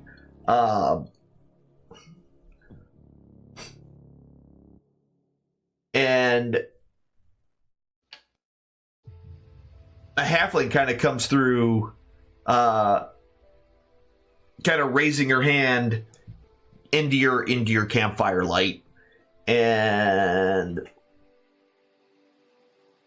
kind of looks around and is like,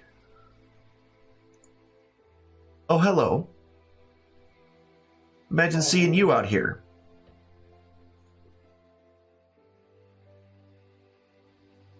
Oh, hey. What you doing out here? I am Huss. And that's Huss. I like halfling. So, on her shoulder, you guys notice that she does have a tressum, kind of sitting on her shoulder, eyeballing all of you. And behind her, she's pulling a donkey. Well, a mule. And and she's just kind of leading it on, and it's just coming along willingly. She's like not pulling on her or anything. It just keeps to be. It's almost like she's holding on to the rope just for the view of it. Not that it actually needs it. Smart mule. Huh. What are you doing out in the woods this time of night? Well, I could ask you the same thing now, couldn't I? We were just helping a halfling family that got taken by orcs or was it ogres? Well, they all look the same, don't they? Yeah. Terrible And beasties. So we took them back to their farm and got them back to safety, and now we're just roaming around. Not all ogres are bad. Okay. You keep going back to that. Oh, God. Anyway, we're not going to talk about this. No one wants to remember that except for Skamos. He's the only one who wants to remember that. Yeah. He didn't walk right for a whole day. I'm broken in half, really. I was lucky there was a healing potion, seriously. It was so bad. Anyway, sorry. We'll let's continue. She's like, well, just be careful here. This is elf territory, and I don't know where you're headed, but P's and Q's and all that. It depends where you headed. We're looking for Raising unicorns. my eyebrows. Unicorns. Well, this is the forest to find them. Ooh. We might get polymorph unicorns soon. What was that, Huss? Have you seen one? Never. Never myself. They only show themselves to those they want to be seen. Well, I'm hoping I'm one. I don't know about these other guys. Well, wish in one hand and, in the other. Well, yeah. You can shit in my hand any day. Oh my God! Alright, left.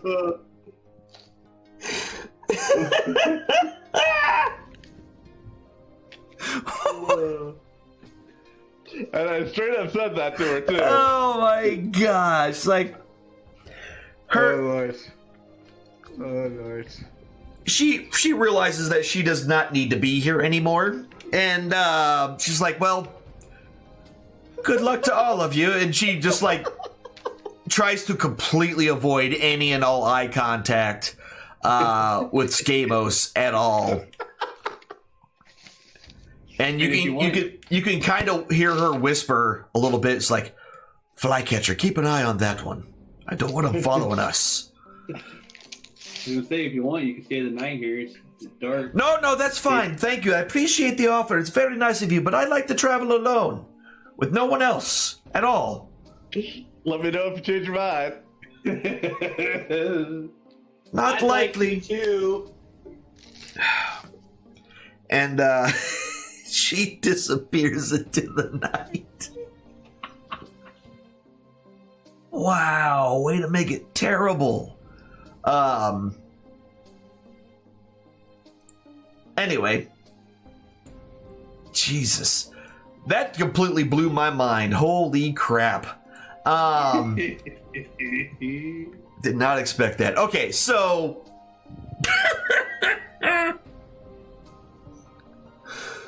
all right. So the rest of the night actually goes on without any issues or anything like that. And you complete your rest.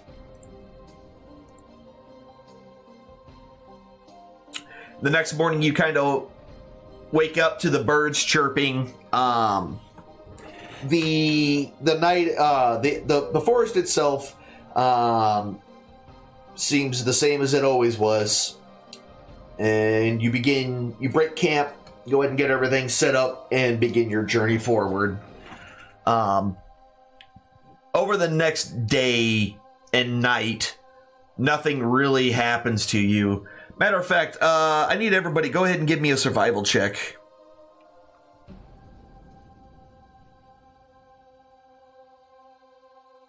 Need a survival check from y'alls. Oh. I just gotta find survival. Like we're missing one. Who we missing? Didn't roll. Let's try it again. All right, cool. You're able to keep your bearing and keep going directly towards the area in which you want. And that day and night goes by. And as you're kind of moving forward, you start to hear some noises off in the distance. And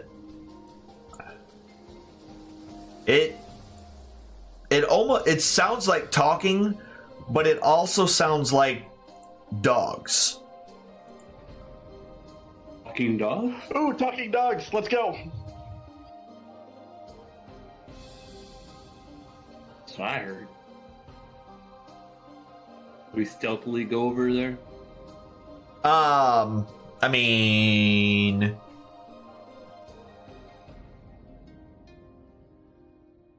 is that what you're doing? If you guys go, all right. Stealth. All right, cool. So you guys go and start making your way over to the area, stealthily, trying to keep out of sight. And you're slowly making your way through, and there's definitely some canine noises coming through the general chatter. And it's almost hard to tell where the canine growls and grunts end and the talking begins. It's a cacophony of both of these things, but it's hard to tell which one is which, essentially. They're just all there, making crazy noises, completely weirdly. And it seems like it's not too far in front of you. The forest here is pretty thick, so you probably have a decent, easy way to get up there, but I need stealth checks from everybody. Anybody got any Scooby snacks? Well, that's happening. Where is my... We're all doing good until our paladin rolls. Everyone's like, look how fast we are. Or quiet we are. Whatever. We're fast and quiet. Actually, even the freaking... There. Oh. Uh-huh. You and your companions from the detection for each creature you have 30 feet of you, including you, have a 10 plus 10 bonus to dexterity checks and can't be tracked Plus except 10, by... no, 17 and a bunch of 30s and etc, etc, etc. Got it. That works for me. Because mine was going to be horrible too, so. Maybe. Yep, there it is. You're right.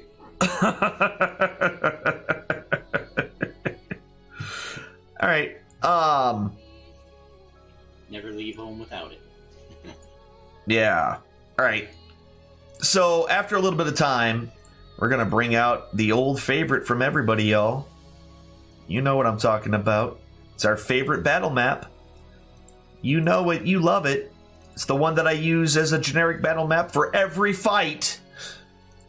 because I should make a new one, which I will do at some point in the future.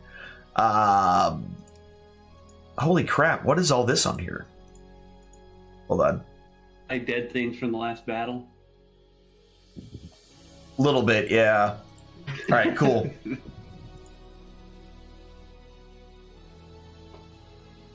It's adding, it's adding, it's adding. Okay.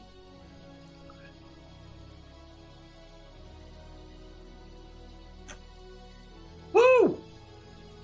Holy butts. Wait, why is that one... I am so confused.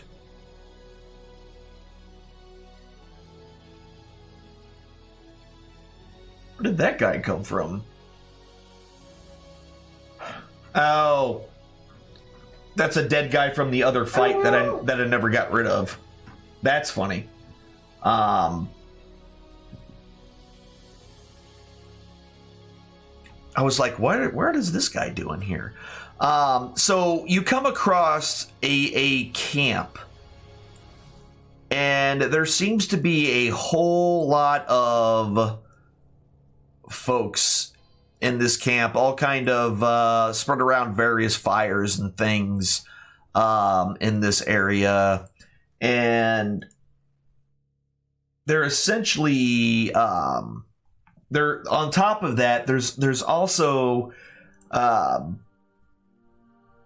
a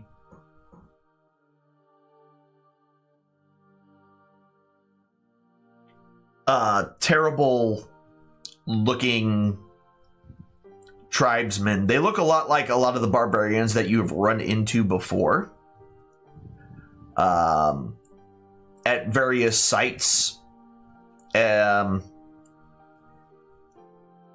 whatnot when you were looking for the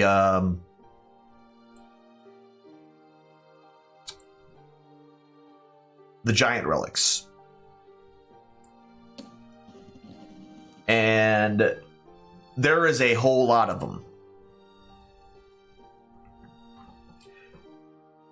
A really large group of them. And they're kind of spread all over. They're not really... The clearing is fairly decent sized. And they're all kind of just spread around all over the place. It looks like they are completely and totally oblivious to you. So you should have no problem getting surprise on them, considering the spell is making you all but impossibly quiet here. Hold on, I'm getting everything set up. I'm getting there. I want you to see this before we go on our break. Maybe we should go around and get into this. He's like, maybe this is a bad idea. Oh, I forgot to get rid of the stupid... Whoa. Killing barbarian tribesmen is what we do. I mean, you've been doing it fairly often. Living ones, dead ones. I forgot about the dead ones. Yeah. All right. So, what you come across... Look at them all just suddenly move for no reason. Just a huge group of barbarians. A lot of them really look... There's wolves spread among them. There's a lot of normal, human-looking tribesmen. But there's also quite a bit of them that look like they themselves are partially wolves themselves. Lycanthropes. And with that, we're going to go take our break. Actually, everybody roll initiative now, and then we'll go take our break. It's a group of furries. We really just have to kill them. Is that what's going on now? What else is the explanation for the half animal, half people? A curse, maybe? Oh. I mean... It's all the same. It could be any number of things. All right. There we go. So initiatives have been rolled. The first one up for this battle is Morgren, and you guys will get surprise on them because they don't know you're there. All right, and on that note, guys, we're going to take a break real quick. Enjoy a couple of booms from me, from the random craziness that happens in this channel, which is a lot. As I go get me some more water, and we take about a 15-minute break. I will be back here shortly. Maybe we should. What hot deals do we have today? I had 50% off. $1 off, $3 off any extra large pizza. Priscilla!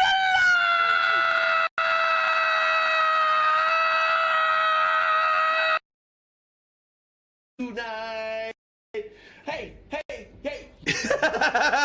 Yeah, it got boomed. That got boomed, Dante. No, Hercules is challenged me to a D20 roll and has rolled a 1, which fails versus my...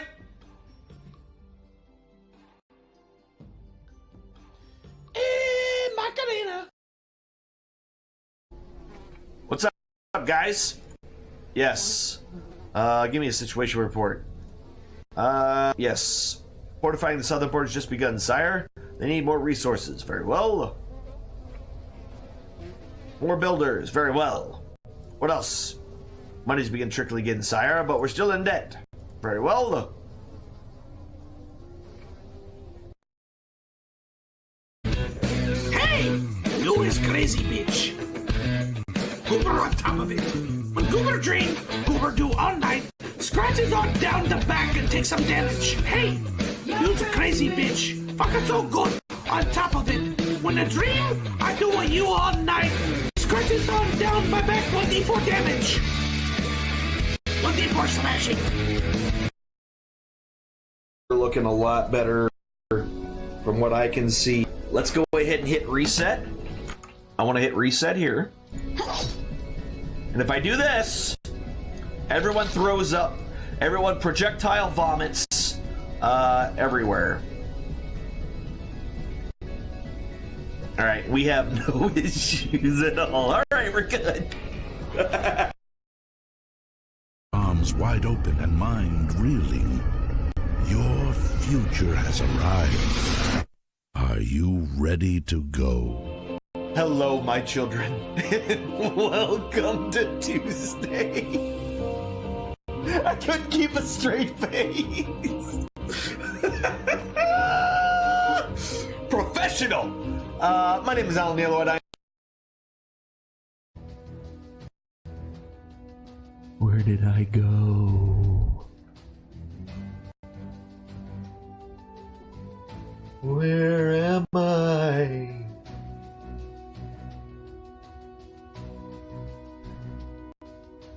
Oh, I'm right here. Hi. It's a ghost. Yes, you did. You got a whole new level. A whole new level. A new fantastic way to have no one to slap your face or beat your face. I don't know. Hey, Sonny, I'm trapped in this horrible cage. First, I'll help you, little friend. Here comes the creepy part.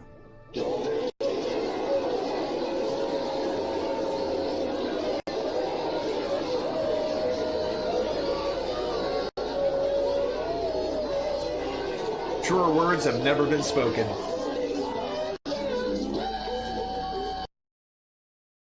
Oh. Sure. It's Plan B old. My name... What? The name's Katype. Don Archetype. Here to see about a book.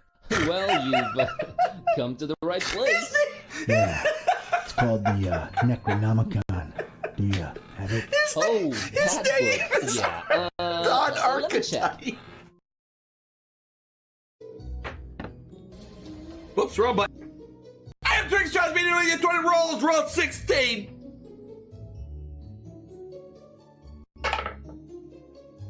And that's a 6.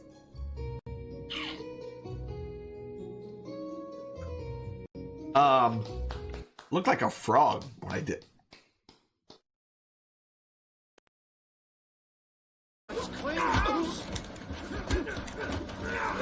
Oh, what the? What? What was that?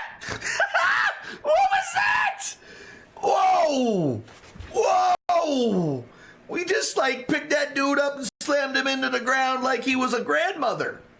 Don't ever do that to your grandmother, kids. That's a terrible thing to do to your grandparents.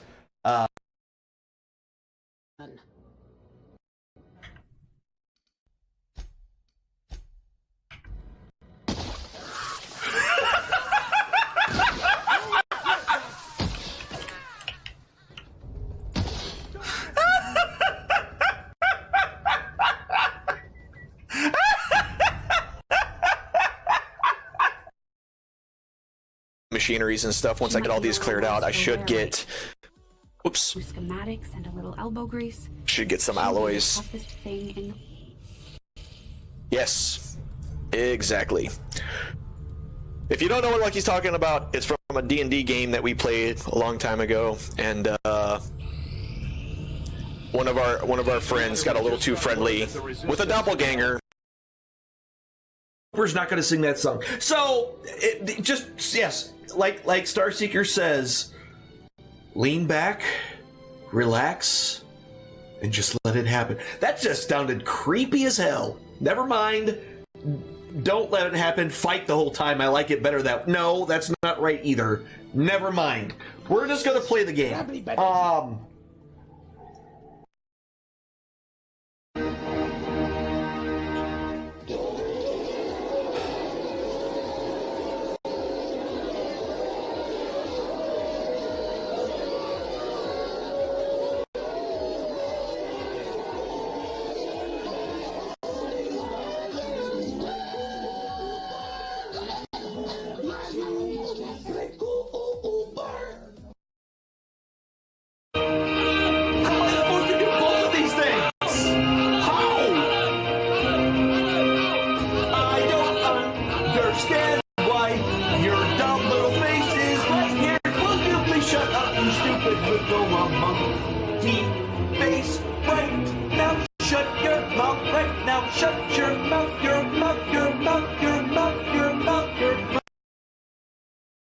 No escape from reality.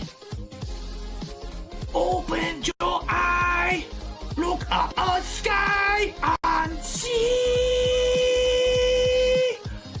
I'm just a poor boy. Damn it, I messed it up.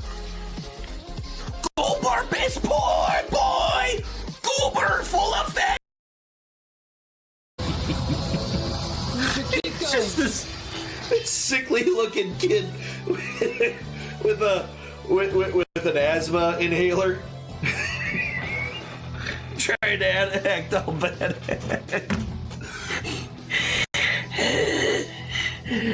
Kill them.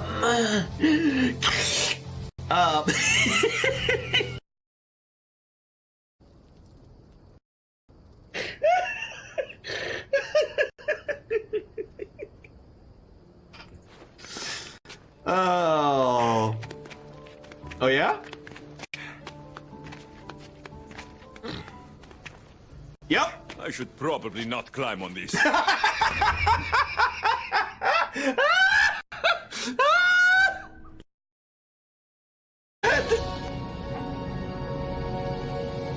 Fiddle-dee-dop and fiddle-dee-doo. It smells better than a pile of poo. It will crush your left big shoe. It is the epic bald head. Should probably get in the tank, dude. Like on tank battles, being outside the tank is a bad idea. Your dad's really something else, Elliot. He's a freaking idiot. I admit, he's pretty cool when he takes charge like that. Well, it seems to no longer need to worry about those tanks. sorry. He's pretty cool when he takes charge like that. But what are they after? That's the question of the...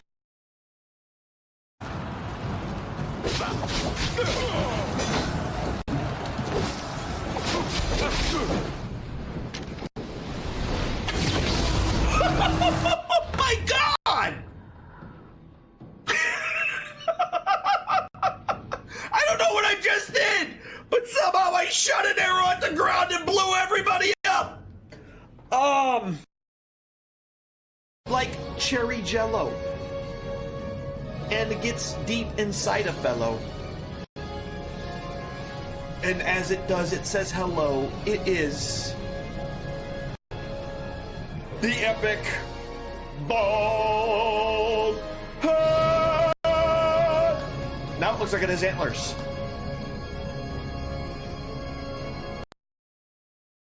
Shit. Our first prompt is Alfred may know Batman's secret identity, but the biggest secret he keeps is blank. Oh no.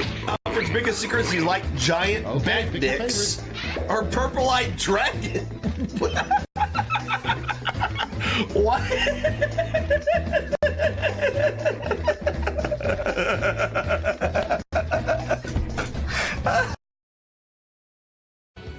Is this a save spot? It is. Is this it?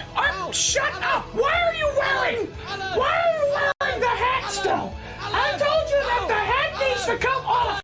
No more hat! No more! You gotta take it off! It's been over a week! No! Do not wear the hat! Stop it! Go away! That means Captain Scrub and Dub has beaten me by... Shut the hell up! Listen. No.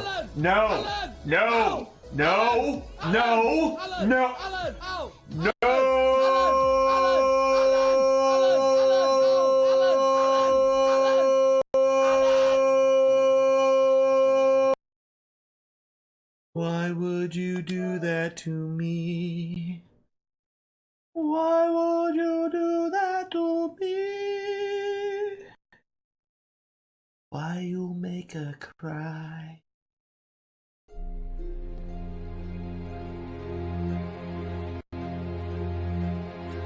It's terrible.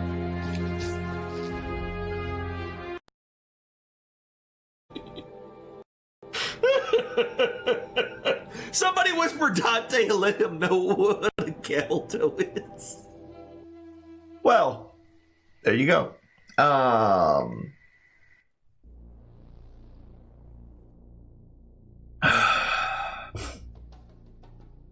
Well,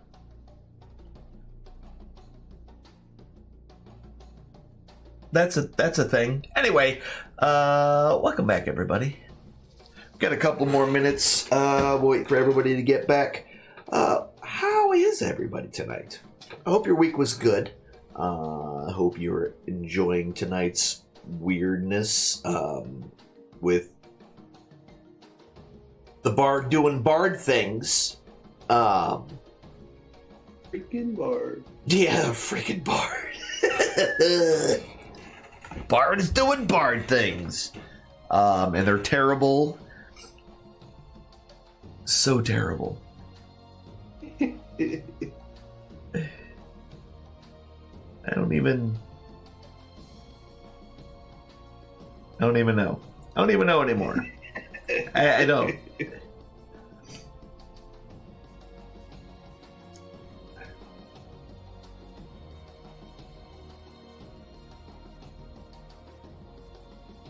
Oh man. Yeah. Anyway.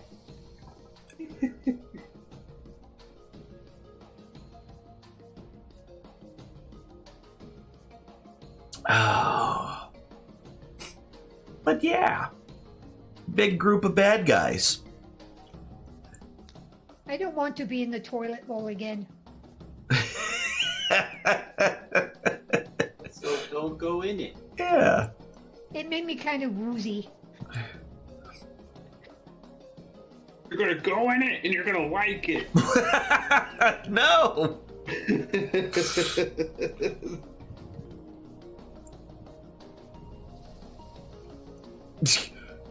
Yeah, the dwarf's like, I'll do it again. I'll do it again. I enjoy fighting in that thing. It just makes me happy. Or at least. All right.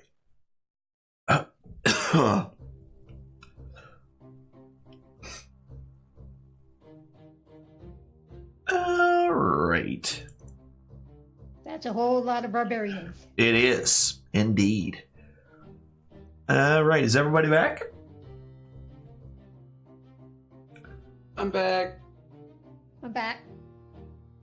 I'm back. Think I I can Go back. back and eat it. I don't think I heard a DD yet. Yeah, I'm here. No.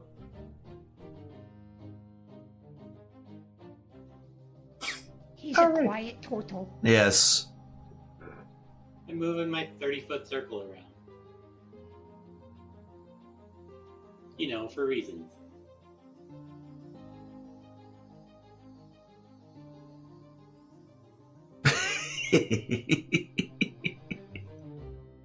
All right, I'll quit moving it around. All right, everybody's back.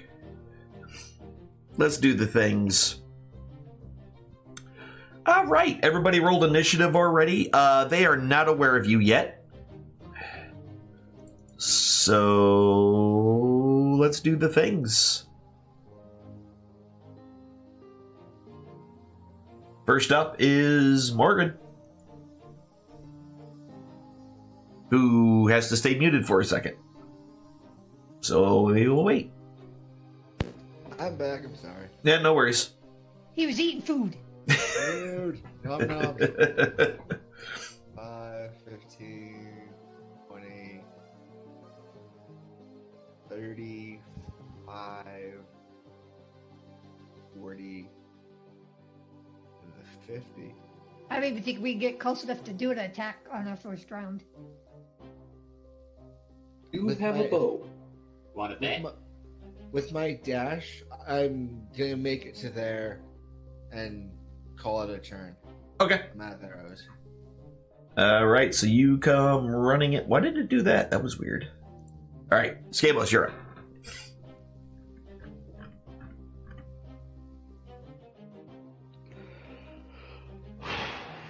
I'm gonna mix it up. Okay. Enemies bound. I haven't seen that one in a while. Yeah. No, we haven't used that for a while. That's true. I haven't done that. Should enemies abound are dwarf? Um, All right, that should do. All right, so I will cast Wall of Fire. Oh no. But circularly. You can do a circular wall of fire? Okay. Yep, I can make a ringed wall up to 20 feet in diameter. All right, well, there you go. 20 feet high and 1 foot thick. Damn. So, how many feet I'll high? do that and face it inside. Yeah, 20 feet in diameter, 20 feet high, and 1 foot thick. All right, that'll do it. And it's facing inside. That's what I kind of thought. Okay. Burning ring of fire. Yeah. Down. Actually. It's with fire. Yeah, I'll make it face inside. All right. This ring of fire. Johnny Cash is like Come on, Johnny. losing his mind right now. Like, what is going on? Why are you using my song in Dungeons and Dragons? I don't approve of any of this. All right, cool. And hold on, That let's looks see like something. everybody within 10 feet of the inside-ish. All right. Heck, I do. Yeah, good. And how close do they have to be the edge of that wall? If they pass through it, or if they're within 10 feet of the inside. So essentially, everybody on the inside of that is getting cooked. There's some failures and things. Well, you instantly killed one of them. Actually, instantly killed a few of them. Yeah. It looks like a lot of the tribesmen. All right, well, that got their attention. Oh, did I not target that gray wolf guy in the corner? Looks like I did.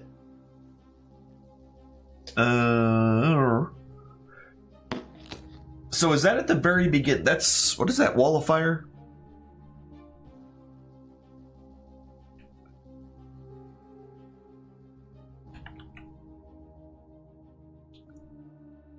Yeah, 20... Must make a dexterity saving throw. In that circle. Yeah, it did. What's on one side of the wall? And then if it ends its turn within 10 feet of the inside. Yep. Yep. On a turn or ends its turn there. And the other side of the wall does nothing. Okay. Yep, that's fun. All right. A giant, radiating, terrible wall of death. All right. That definitely got their attention. And they are all surprised. And when you are... That doesn't normally happen in the skit? No. I gotta double check. Yeah, I gotta double check a thing real quick. I want to say that you just can't take actions, but you might not even be able to move. And now my mind is drawing a blank on that for a second. I like the way you move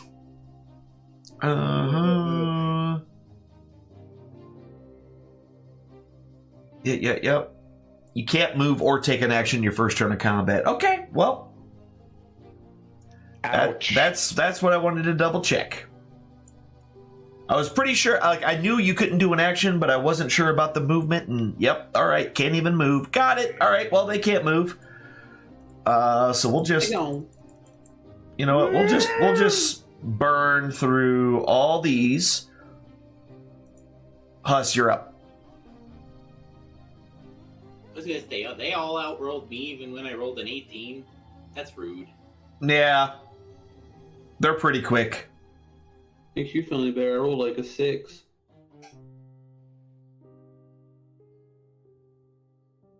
Everything's gonna be dead before my turn. Possibly. Got this right, yeah. I moved up next to Skamos, and I'm doing Maelstrom right there. All right. Are you centered? You're not centered on a point. I don't know which point you want to center in on. I just moved it. All right. Cool. And yeah. So when they be Jesus,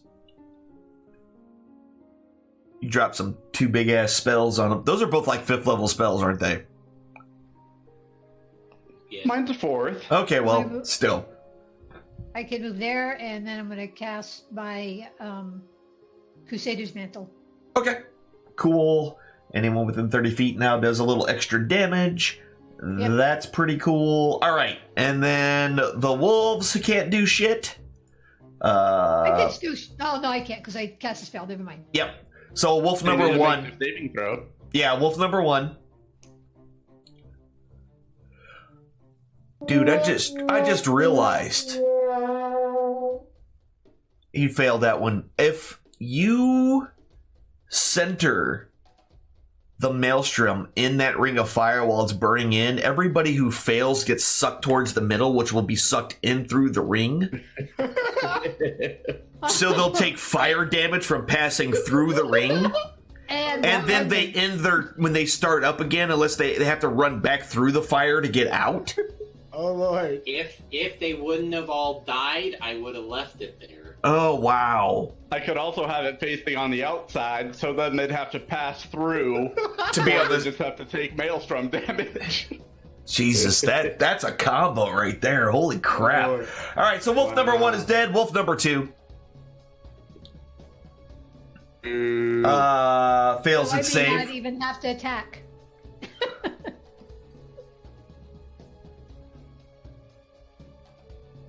Good night.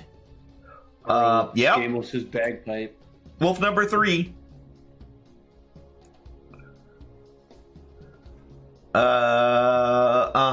Yep, he succeeds on that one. Wow. Still surprised he can't do anything. But wolf number 4 is surprised he can't do anything. Gregic. My turn. I'm running right in the water. Exactly what I'm doing. If I can get there, 5, 10, 40. Yeah, I'm not gonna be able to get there. That's the thought that counts, right? 30, 35, 40. You might be able to pick up some of the scragglers that make it through.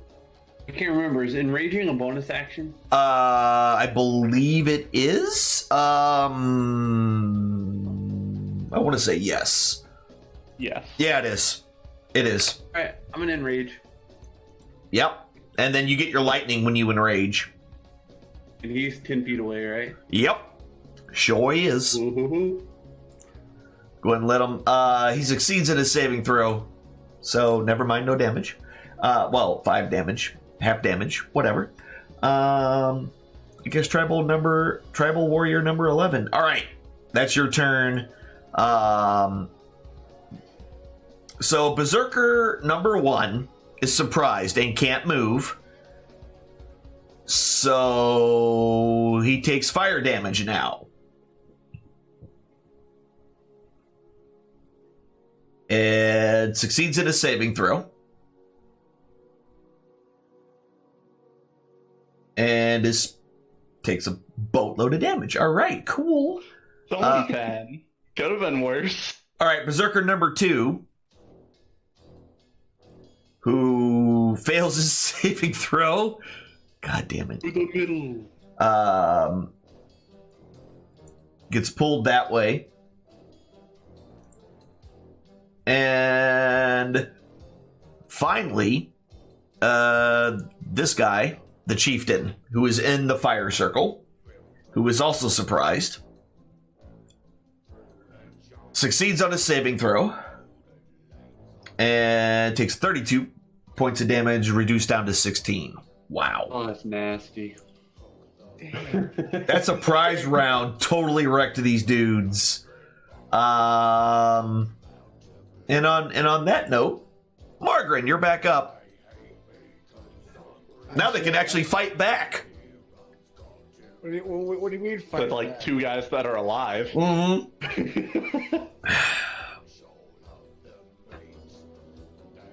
5, 10, 15, 20, 25, 6. You can just go stand right on top of that guy? What? Yeah, soon. Are you leaving with your face again? You know what? Screw it. Let's roll on that one. You miss with your face smash. Let's try face smash number 2. It's like, no, that time he face smashed him. Lunging face smash. He's just like, you know what? Screw it. Lunging face smash on this one. He needs like spring boots. Yeah, so critically wounding him. Which number is this one? That's 11. And then he takes another 9 points of damage, and that kills him. So Killing things with my face. Yep. Not me. Pretty effective. Skipos, you're up.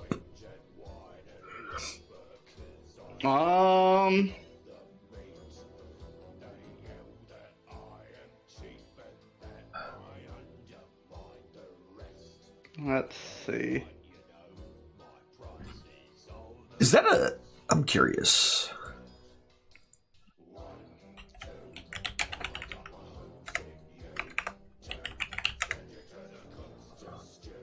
All right. Sorry, I'm just talking to myself. Do what you got to do. Tell me what you're doing. I mean,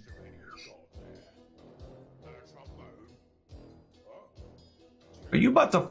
Wow, you're dropping a fireball right in the middle. Okay. Nothing lives. Huh. Good night, Almighty. Everybody.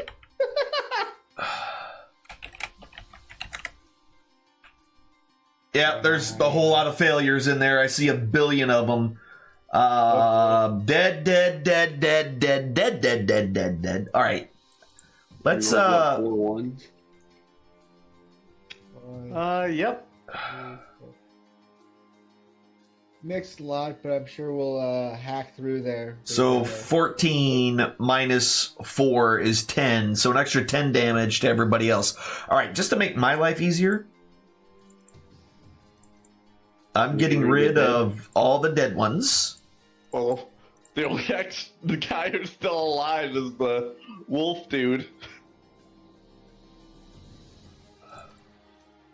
Oh, man. Good God. Got wrecked. Wolf. And those guys are still alive. So there's only quarter of them left. So it was only the Berserker, right? Berserker 2? Got it. Okay.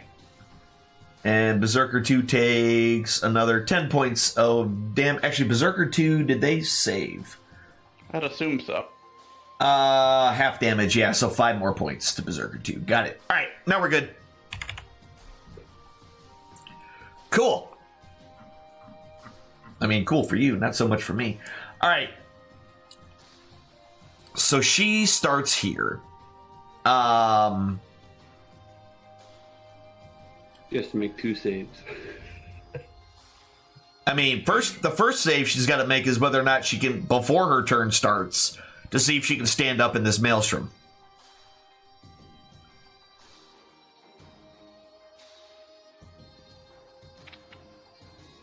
Fails. Jesus.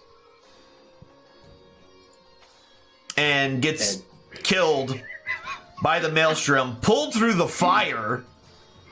So now she's drowned and on fire all at the same time somehow. No, that's Jesus. Well, she's on fire, but now she isn't on fire because she's in the water. Yeah, so we've all won. Okay. Number 10 is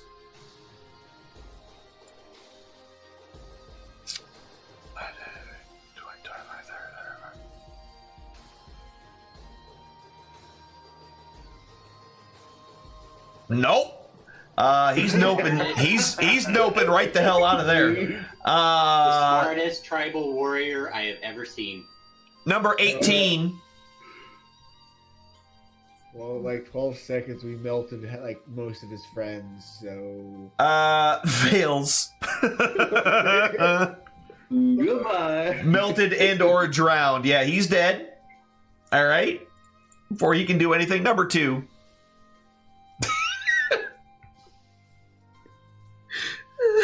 Goodbye. How are they both crispy and drowned at the same time? I don't understand. Why are they wet and burned? They just went through the deep fryer. Oh my God, this is terrible. They had no chance. Number 21. Is he in? 21 is just out, I think. Yeah, he's just out. So yeah, 5, 10, 15, 20, 25, 30, 35, 40, 45, 50, 55. And he's gone. Yeah, he's leaving. Number 24 is somehow in the one little tiny safe spot between both the fire and the maelstrom. He's got poop running down both legs. Yeah, both of them. He's like the old McDLT where you had the hot side and the cold side. That's what he's got going on right now. 5, 10. I just made myself sound real old there. Right down the middle. Yes, 3, 4, 5, 6. 1, 2, 3. Ooh, I can catch him. 4, 5, and 6. So he gets up there.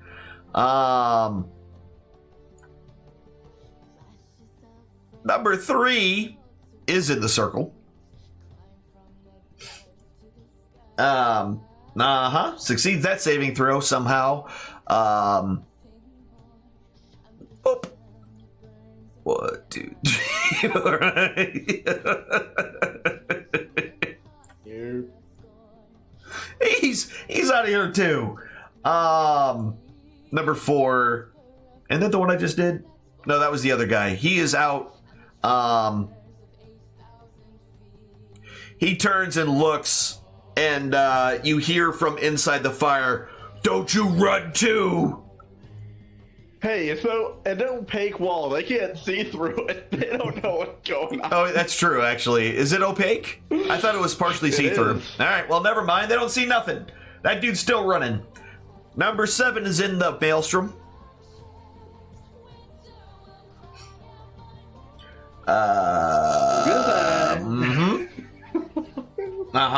Yep, that'll do it. So, but like, this is the second like maelstrom pile of bodies in the center of this thing. Man, Huss learned a lot from those storm giants. Let me tell you. Number 8 is out of here. 2, 3, 4, 5, 6, 7, 8. What? 7. 8, 9, 10, 11, 12. All right. Number 9, Maelstrom. Fails. All right.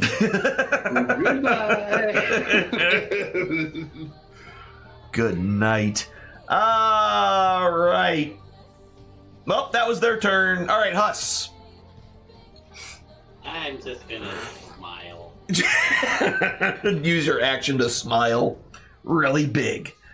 All right, Amandrea, you're up. 5, 10, 15, 20, 25, 30. I should be able to shoot him with my bow from here, right? Him who? The one that is in the middle from where you are, I believe you can? That's 65 feet, yeah. Okay.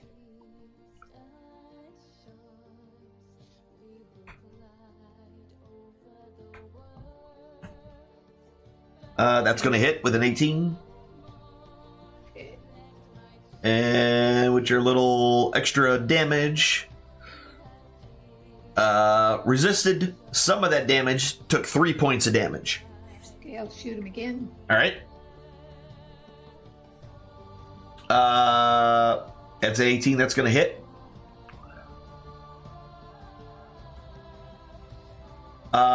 And takes 3 points of damage again. Okay. That's what I can do. All right, wolf number 4, which is a dumbo animal, doesn't know where anybody is. 5 to 20, 25, 30, 35, 40. And that's as far as he can move. He actually goes around, but I can't, it automatically does it that way. Gregic. 20,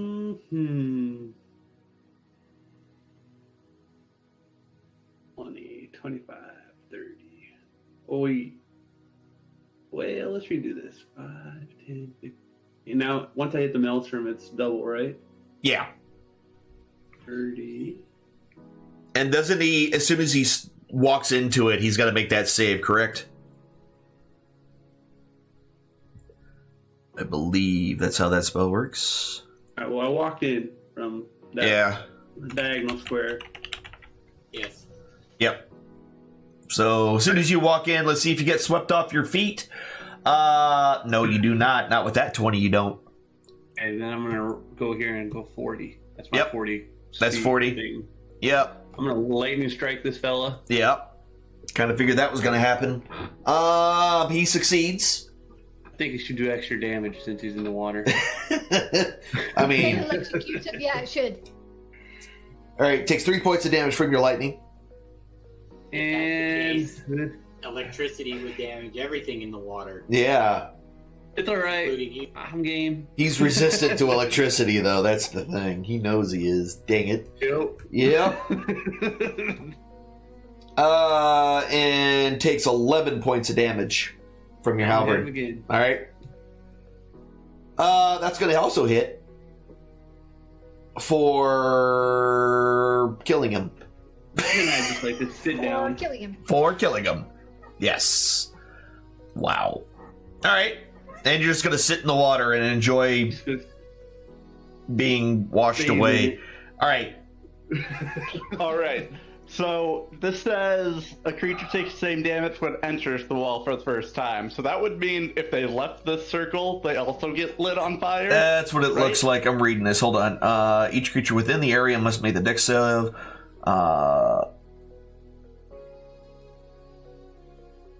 When the wall appears, each creature within its area must take a dexterity saving throw on a failed save. Yes. On one side of the wall. Oh, okay. I see what this is saying now. So everybody who's standing in the fire takes the 5d8 at the beginning. But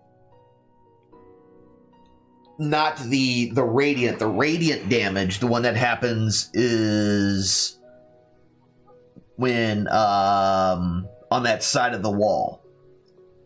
Oh wait, on one side of the wall, selected when you cast the spell. Yeah, deals 5d8 on each creature that ends its turn within 10 feet of that side or inside the wall. Or when it enters the wall for the first time, or ends its turn there. Okay, yeah, so we were doing it a little wrong, but that's fine. So the wall itself is what does the damage on the initial cast. The radiant damage happens after that. So yeah. It's just they're on the edge of it. Yeah, so the actual wall is what does the damage on initial casting, and then after that, that's if they end their turn there.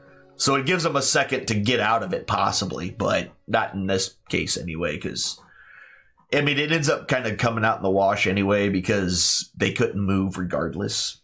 So they may have taken just maybe a little more damage than they should have, but either way, crap, how am I going to get out of this? They have to just chill in the middle and not take damage or risk running through and dying. I mean, yeah, we're going to take damage regardless of what we do. 5, 10, 15. Shoot. Yeah, so... Yeah, well... We'll see what we can do here. Go ahead and do the damage. Since he's running through it. Fails his save. He gone. Once I learn how to drop dice. And yep, that killed him. Alright, and then...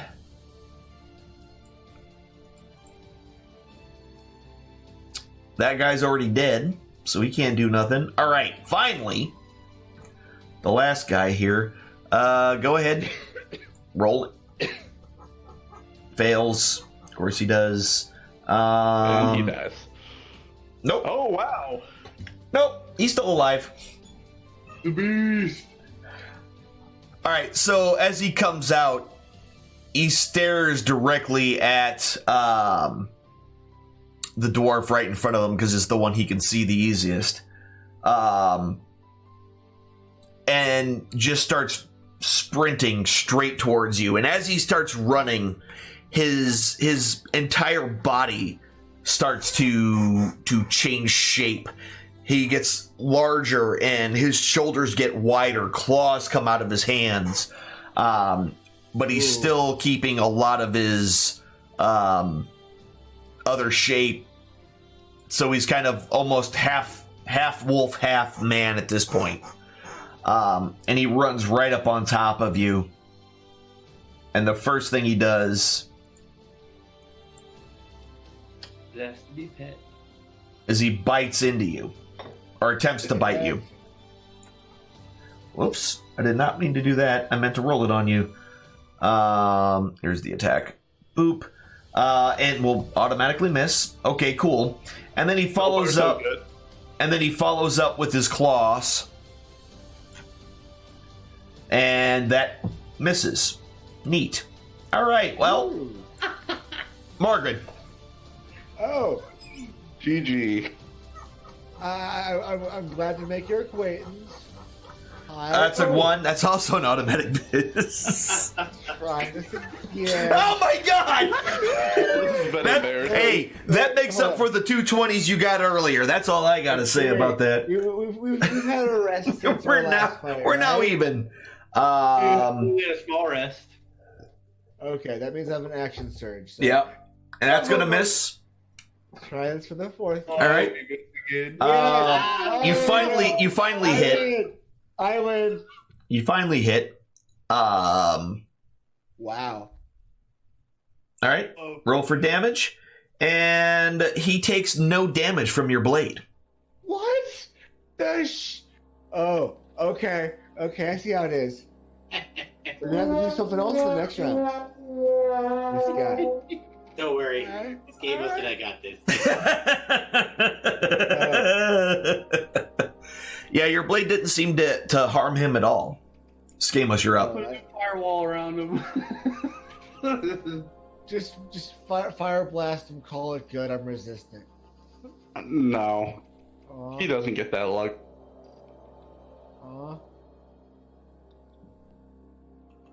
You just gonna mock him? No! He succeeds at his saving throw.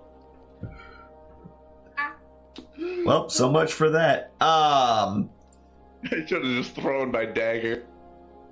That would have been hilarious if you killed him. Like you killed a lot of things with the last hit with the dagger throw.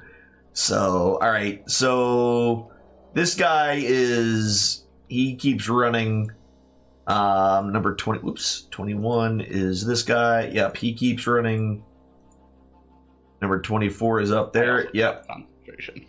He's gone. Okay. This guy's gone, and this guy runs, and this guy runs. So they're all out. Huss, you're up. Let's play with this new wand I got. Okay. Ooh. And how do I use that? You need the magic missile spell. I have it open. Okay.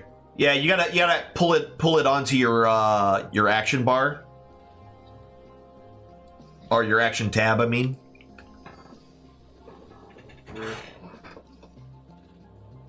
And then we can later go in and add the extra ones to it. Okay. So if I want to cast it as a higher... You'd have to copy it and add the extra damage to it, essentially. You know what I mean? Copy the action, and then add the appropriate damage to it. Hustelbaka, type force, 2 points of damage. Is that what you just did? Or did you just cast it on... Because you can just cast it directly on your target.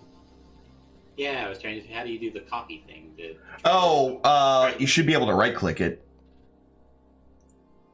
Where you at? Would right-clicking even work? Because it wouldn't do that extra +1. Because aren't they all individual missiles? I mean, yeah, they're all individual missiles, so... Let me see. I guess we could just add the 3 damage or whatever. I have close, I have minimize, I have add action, remove action, create item, and delete item. Did you have... Hold on. I have it up in my spells as magic. As a first level spell, magic missile. Okay, got it. No. All right. Well, maybe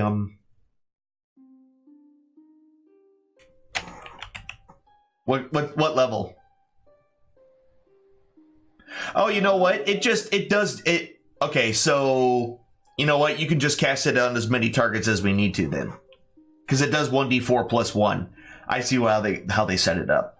Yeah, so it's each individual. So how many charges you're going to use? That's all you need to know. Oh, so I just click it that many times on him. Yeah. So if you're doing it as a first level, it's 3, and then it's another extra for every level after that. Up to a grand total of 9 if you want to use up all the charges. So if I'm going to do first level, I click it on him 3 times? Yep. Let's just do... Okay. Yeah, there's 3 points, 3 points, and then 4 points. He's still alive. Wow. But yeah, you point your wand, and after saying zap, 3 of your missiles come flying out and slamming into him. Still alive, though. He's definitely hurt, but he is still alive. Amadrea, you're up. Okay, I'm gonna move here and shoot at him with my bow. Okay. That's gonna be hit.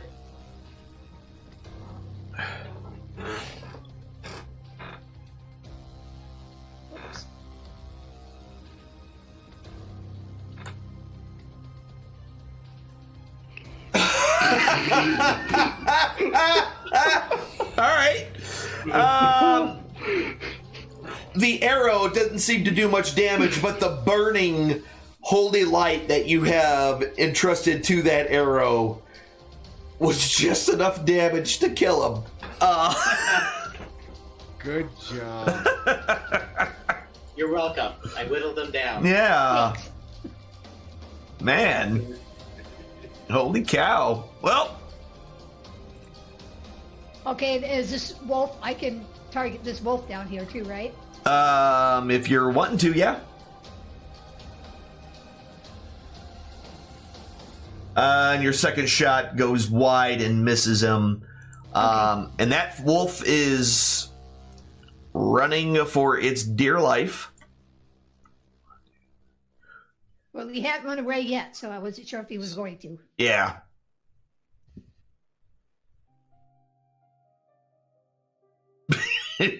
That was a fight. Yeah, beaten fast. Like, he's gone. He's out. Wow. Yep. And this guy's dead.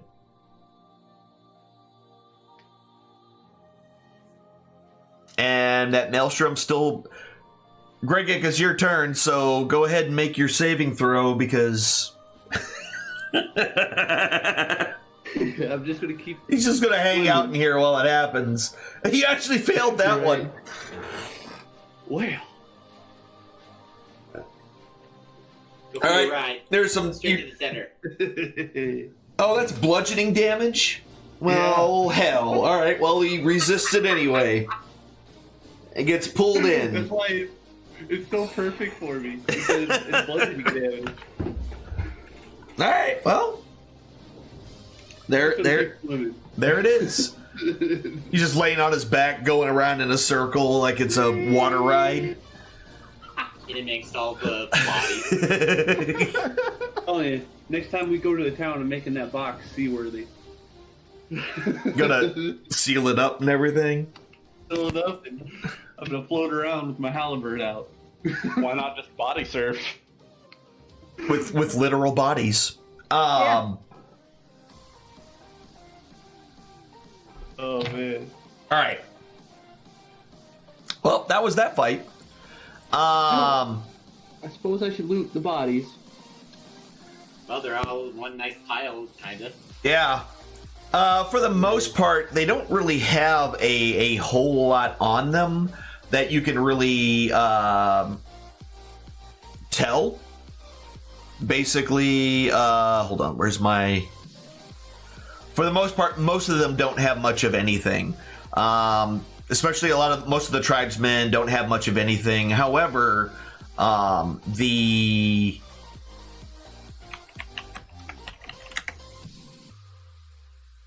chieftain does have something of note. He seems to have these very shiny bracers on, wrapped around each one of his wrists, and they're They look like they're in pristine shape.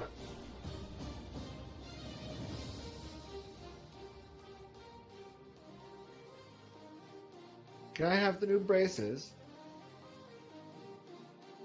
And bracers wouldn't count as armor, right? No, they're not armor.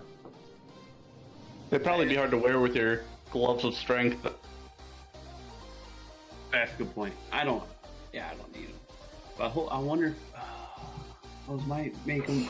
Are those the things that make them morph into a wolf thing? We should see what they do before we decide who they go to. That works. Someone grab them and decipher what they do. And they look a little bit like this, by the way. Oh, Give them to Skamos. Dibs. Okay, Can I put them on my thighs? What's that? Can I put them on my thighs? No, they belong on your wrists. Dibs. Bracers of defense. I think I want them. Oh shit, I forgot to un-ID that before I posted that up there. Well, there it is. Yep. Well, maybe our bard should have a very.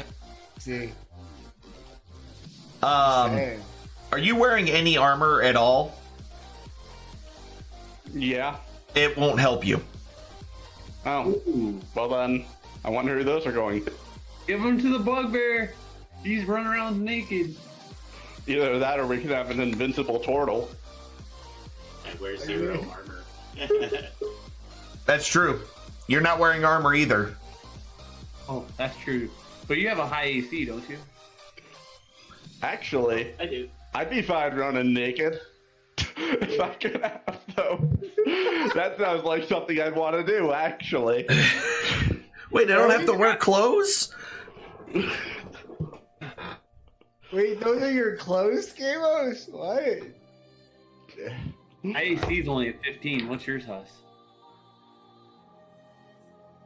You're in the 20s. Better than that. Actually, mine's a 14. You wear, because you're wearing. You also have a shield though, don't you, Huss? There's a shell. Well, yes, the shield too. I have a shield as well. Yeah, so these will not help you. Okay. Guess they go to our bugbear. Yeah, forget you, Skamos. What do they do first? +2 to your AC if you're wearing no armor and not using a shield. Oh, yeah, then I'm probably better off wearing armor. That's too bad. Hook me up, Daddy-O! So what kind of armor are you wearing, actually? Because I'm curious. Studded leather? Yeah. Yeah, studded leather is... Yeah, it would basically be the same. Did you really have to ask? Out of all the armors, that's what Skamos would pick. Well, I mean, he might have... It's the only one. It's the best I can use. It's the best of all light armor, so... Yeah, that makes sense. That's the only one that's like S&M related. That's also true. All right, Greg, let me give this to you. Here's your bracers. All you need to do... Well, I can do it. Never mind. Thank you now. Why isn't this opening? There it goes. All right, and miscellaneous is +2. There we go. Your armor class is now 17. Yes. Now I'm really lagging behind in AC. Well, you stay in the back anyway, so. Right, if you were more in the front and actually got hit more often, I would have said you could, if you really wanted them, you could take them. But... I mean, it'd be the same, except for I could run around nude. I just want to be naked. Yeah. You could run around nude anyway, and then right before we fight, you can put your clothes on. Yeah, but I couldn't run nude through town playing my bagpipes and not have to worry. Well, you probably could, but you might get arrested. Yeah, there's that. Yeah. And if they hit me, it hurt real bad. Well, it hurt real bad anyway, but I might resist it. Yeah.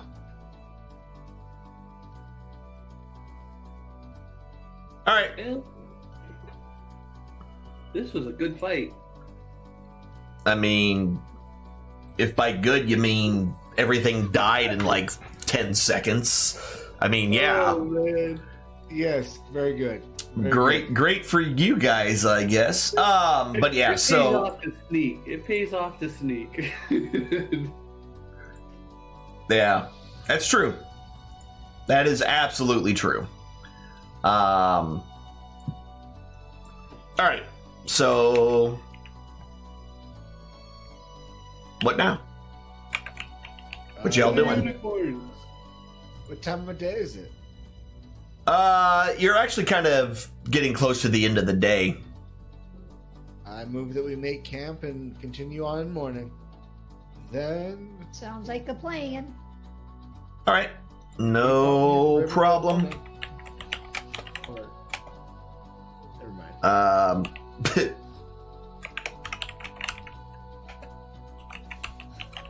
All right, so your night kind of goes by generally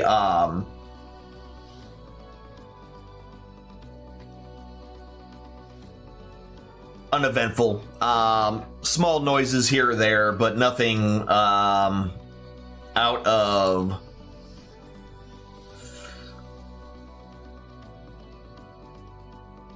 any, any issues or anything. So you're able to break camp and go on to the next portion of your trip.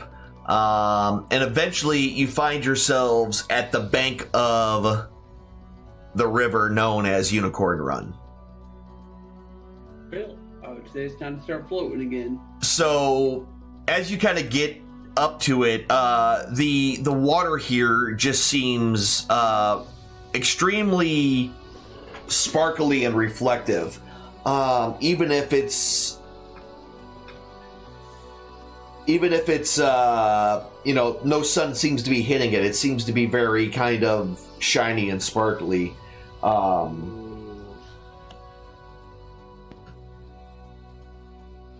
I say we move. I say we follow the river. Skamos, give me a history check real quick. Okay.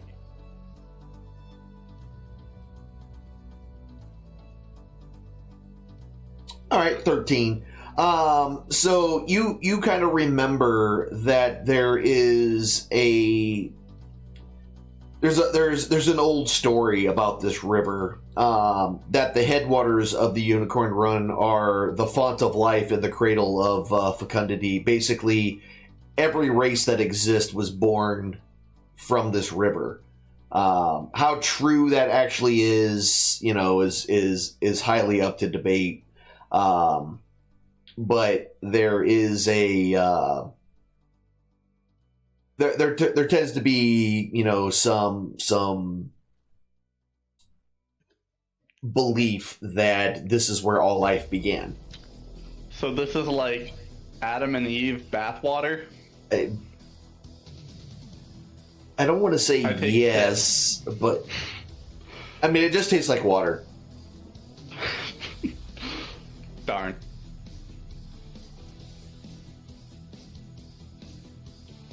Oh Lord. Is it too deep to walk across? Probably. You can only see so far in because it's a fairly quick moving river. But it is, like I said, it seems to be reflecting a lot of extra light that even isn't even hitting it. So it's hard to really make out depth. But it's deep enough where, you can see the bottom for, a couple of feet in, but then after that, it's kind of lost. Ooh. I say we go upriver, towards the Star Mountains. I'm cool with that. More likely to see a unicorn if we go farther in. Yep. I'm always up for some mounting. So which way is the river flowing? Can I float? South. Oh darn. Morgan, I need you to pull me. So you'll be heading upriver. Not with my movement speed. You should pull me. But you're not going to lounge in the water. Well, that's kind of the point. Can't pull you, bro. I'm sorry. Hey, you two. All right. You have a tank to paddle yourself upstream. True. I do have an oar. I need to make a makeshift raft. Hold on, guys. You have all your rope. You can just have Huss turn into like Lapras and pull ya upriver. Oh no. No. I'm going to respect the shining river and not get in it. Okay. I mean, I'm pretty clean though. I've been in maelstroms a lot lately. I'm sure that's gotten rid of a lot of, the blood and. Oh, I understand. The blood that's still circling around the maelstrom while you're getting hit in the face with bodies. Right. All right, we'll walk. We'll do it. We'll walk. All right. You can do that. All right. So you walk as you kind of fly us across the other side. How wide is it? I would just stay on this side, walk. Okay. Yeah, they're just gonna go that way and walk. All right. So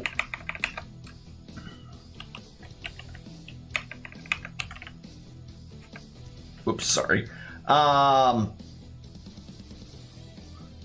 So yeah, as you kind of start making your way through,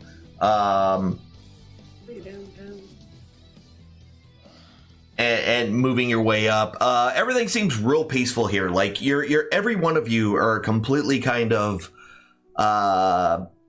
you feel extremely relaxed, far more relaxed than you felt pretty much at all since the beginning. And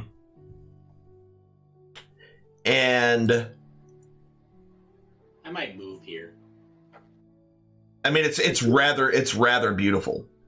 And move us this whole to the fork of this river. Well, it's not that far. You can vacation here regularly. Yeah, we can just have all the townsfolk push all of the buildings. Literally push it over. Except for if there's elves in the woods, they may not like that. Push it. Push it real good.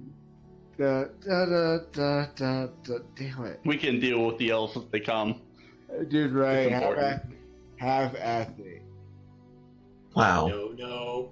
I like the turtle's like, no. Why won't you let me take over a village, huh? You don't want to push a castle across a forest? No. We need to put Smider. Maybe he can just pick up the thing with his giant I cast. I will live in my shell in this forest. Yeah. In the shell. Sweet turtle. In a half shell? Turtle power? No, I have the whole shell. Turtle power. Alright. So you most of the day kind of goes relatively smooth, and you find yourselves making your way downtown, moving fast, and you're homebound. Sorry. You kind of get yourselves a little. You can see off into the distance a fork in the river, where two tributaries come together. Come together. Right now. I say we. Do I know which one is the branch the females are supposed to have come from? No, you do not. Well, then we can just keep on going.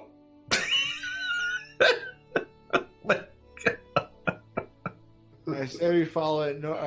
Since we're on this side of the river, let's just stay on this side and follow it more northward.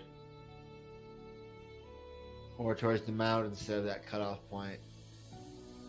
Heck, we might not even be able to cross this river. Oh, unicorns, where are you? Are you guys yelling? Are you guys yelling for unicorns? I'm just curious. Sure. Here, Fluffy. Let us love you, Fluffy. I'm about to turn into something else and just go off on my own. You can turn into a horse, and then I have some glue on me, I think. But you We can't could make it drink. glue Morgren's drinking horn to your head, and then the unicorns will think you're one of them, and then they'll come to you. One of us. One of us. That is by far the best and worst idea I've ever heard in my entire time playing Dungeons and Dragons. You can cast like speak with animal on him, so you can even talk to him, right? In unicorn form.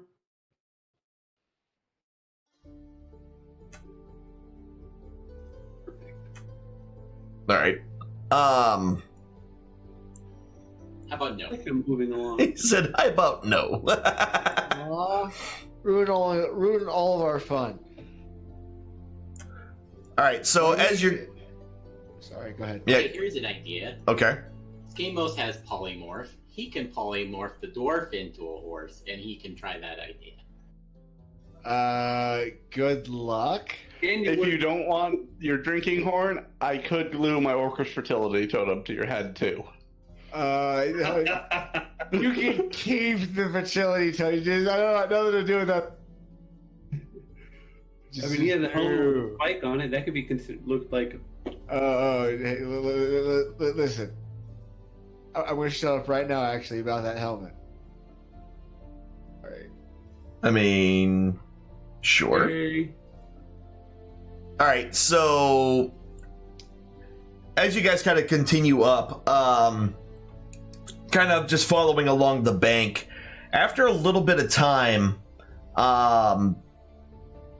you see off in the distance someone basically walking out of the woods next to the bank and stopping, hands on their hips, and kind of just waiting for you, basically. Is it halfling again? Did she accept my offer to shit in my hand? No, it's not a halfling. All right. It is not a halfling. I'm gonna wave at the person. Hello.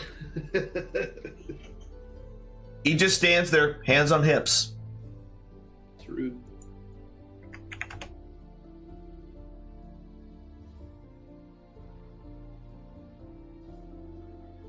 I'll walk up and introduce myself, like I always do. All right, let me get this thing up, so you can see them and everything. Follow us. Who's following us? Breaking. Okay. I'll follow him too. All right, cool. Same to you. Yeah. Cool. So yeah, as you walk up,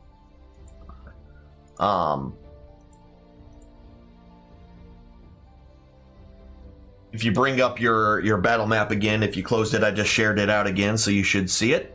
To the left is the river, and to the right is the forest, and he's kind of standing right there in the middle. It's an elf, pretty tall, wearing a dark greenish cloak, and hands are just on his hips. There's a tree in the middle of the river. That Yeah. I just used this battle map. Stop it. We taken a long rest since the last fight, since we got to the river and moved up, or has it been the same day? It's the same day from that. Okay.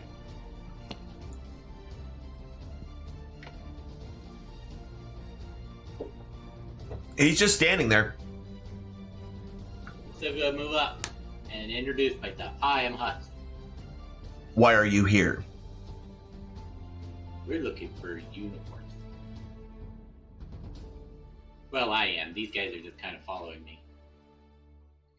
I'm looking for unicorns too. I like all horny creatures.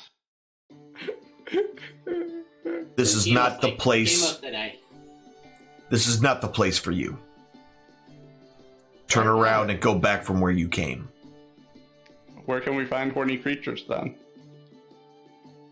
Try the nearest brothel. Can you point me in that direction, please? Back the way you came. Why can't we go this way? Do you not know what this place is? Unicorn Falls. Has the No, wait. unicorns in it. River of Creation? Something along those lines? Exactly. And we would like it to keep it that way. Defiling this land would cause all births to stop. So turn We're not around. here to defile the lands. Then you will turn around and leave. I mean, it would help with child support payments. Jesus Christ, man. Can't we fight him? I want to fight him. What exactly does defiling? If we're looking, how does that defile? Doesn't sound like a bad idea, actually. Alright, it's a horrible idea. We're from chaotic neutral to chaotic evil. Sorry. So it's your job just to stand here and wait for people? It is one of many. Have you seen unicorns? No, nor am I looking for them. Would we find any around here? Unicorns do not just get found. They show themselves. Can they expose themselves to me? I am not in the mood. Turn around.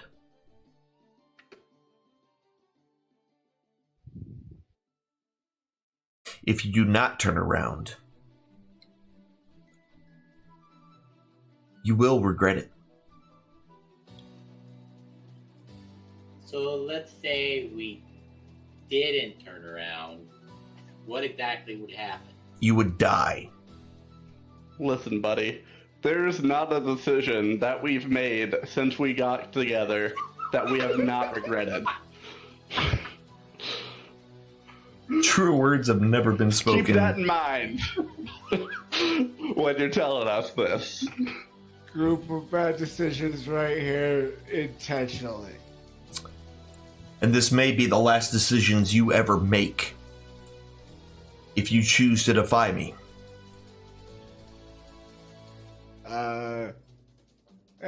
I go either way. I've been a bad boy, Daddy. Oh my gosh. Oh Lord. It all burns. Here we go. Well, can you tell Oh, us he's gonna kill me so hard. Can you tell us anything more about what's that way so it appeases our curiosity and we don't go that way? It is known as the birthplace of all. It is a sacred land protected by elves so that life can continue. If you have no business with us here, you must leave. You don't get out much, do you?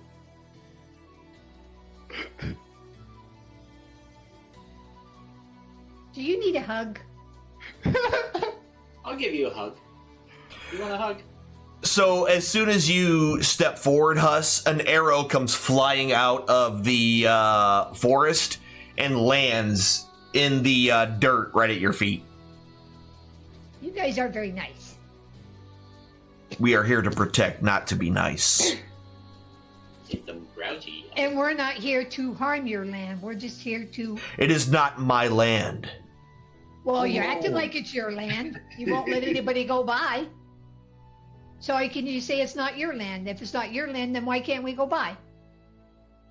Have you not heard a single word that I have said? You're being really rude, and we're just trying to be nice, and you're being a jerk. Do you not understand the sheer importance of this area? Do you not understand what the... He's visibly getting frustrated now. You can see his... Don't you realize that other people appreciate the land as much as you do, and a lot of people are. It has nothing to do with appreciation. It has to do with protection. Yeah, and we're not here to harm your land. You're being here. Plenty of protection in places of birth. Okay. God damn it. We'll be fine. There's.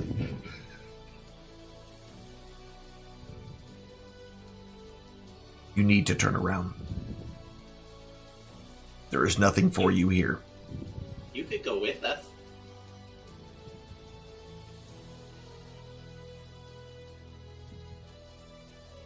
I'd even let you hold my hand. He's just staring. He would too. They'd probably let you hold something else too. Jesus. Oh my god. It's gas. Oh my goodness. It's his tail. So is it only this side we can't go up? What if we went back to the... Or we didn't even make... Did we make it past the fork? I think we made it past the fork. Yeah, we made it past the fork. Yeah, just barely. We can go the other way. Can we go on the other side of the river? Well, you're actually at... You're basically right at the fork. So... Oh. So can we not go up to the Star Mounts then? Is that what we can't go up through?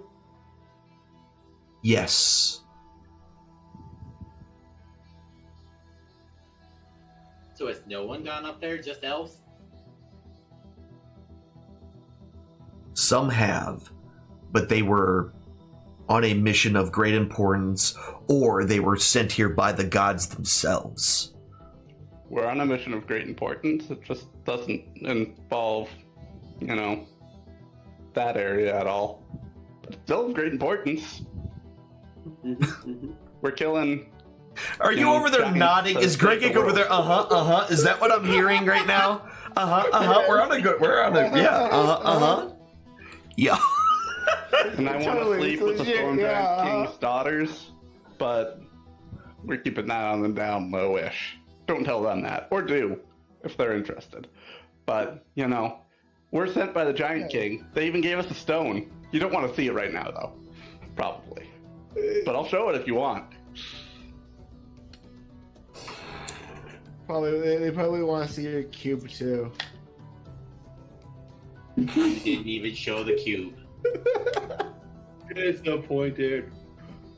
I take out my cube and show it to him. I also have this. If that changes your mind at all. It does not. What if I show you the other side of it?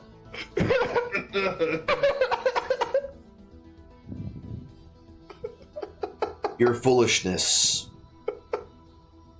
has worn my patience thin. You had patience to begin with? I am an elf. I've been alive for hundreds of years. You cannot be as old as I am and not learn patience.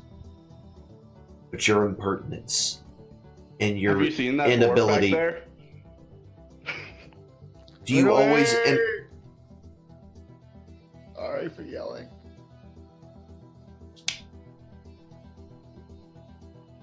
I will not ask you again. Please turn around. Go back from where you came. If you are truly, truly worthy of being in the presence of a unicorn, it will come to you. But this way will not find you a unicorn. Fine, I'm leaving. Wow. What if sweet. I said See, please?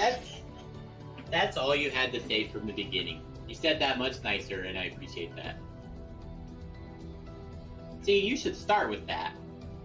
And not to be so grouchy. I think maybe you should try that more often.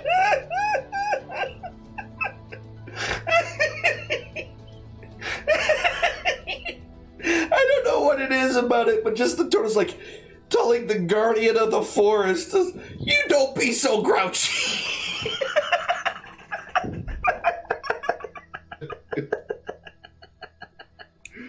That got me. I don't know why it did. And I'm gonna pick up the arrow that's by my foot and hand it back to him and tell him to give it back to his friend. Right.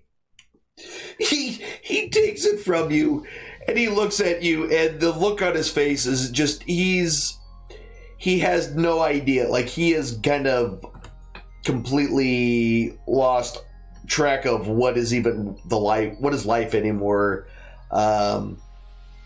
This is the first time he's ever dealt with a group like you, it seems. I'm not surprised. Oh, man.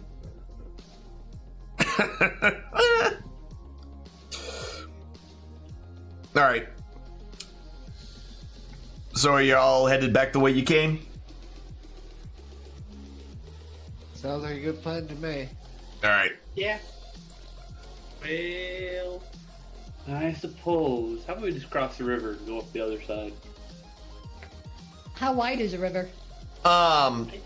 In various spots, it's anywhere between, in some places it's 30, 40 feet wide. In others, it's a little bit less wide than that. It varies. I was going to say, if it's 30 or under, then I can fly us over there. I don't feel like getting Skamos killed via arrows. Let's try and go up the other side of the river and have to talk to that guy again. I mean, there's probably another dude, another I'm archer. pretty sure the rest of us will be relatively okay for the first onslaught of arrows, but Skamos would just drop like a rock. Yep. We had a really bad run-in at the beginning of this campaign, didn't we, with elves?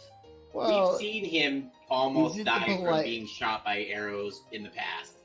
We did the polite thing at the start of the campaign, just didn't go into the yard deep. Guardian Forest, he told us to stay away from him, or basically we'd be killed. Yep, that's what they said. We were level Tell 1. you. Elves are just mean. And we don't know how many of them are there. That's the other issue. They say that they're really old, but they obviously haven't been to kindergarten yet because they haven't learned how to share.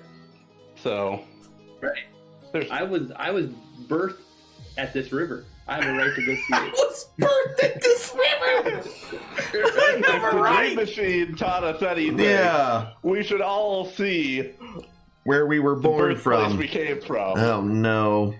Hey, if you guys want, anyone who wants to go back and argue some more can, I'm gonna start heading back. I just make camp and wait for the unicorns to come to us. I already started heading out. Okay. So. All right. No problem. As you kind of head back, you get the overwhelming feeling that you're still being watched. You can't quite shake that whole feeling as you continue to move your way back down the river.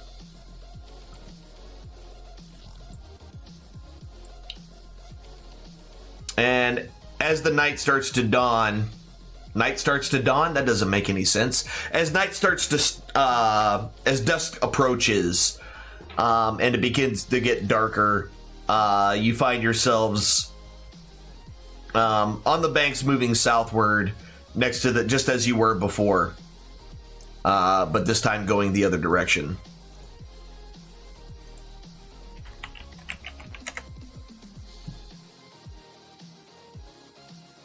And are we going the same watch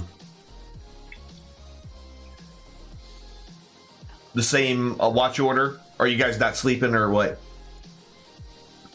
I think we might as well sleep. Might as well. All right. Cool. So let me pull up because I don't remember what your watch order was off the top of my head. So let me pull this up. Okay, cool. All right. So pretty much the night goes by. Morgan, Gregic, Skamos, Amandrea. The night goes by pretty much without any kind of hitch. However, Huss, on your watch, you see a small light off in the distance in the woods that seems to be moving towards you. Maybe it's fireflies. And it's flitting back and forth, and then you'll lose sight of it, and then it'll pop back up a little bit later, like it's going behind trees and stuff like that if it's moving towards you, and kind of just making its way in your general direction.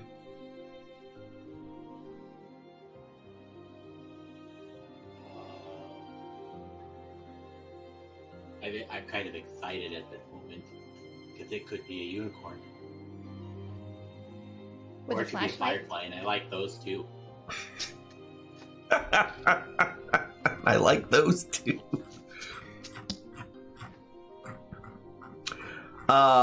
So as it gets a little bit closer, you start to make the shape of a fairy creature.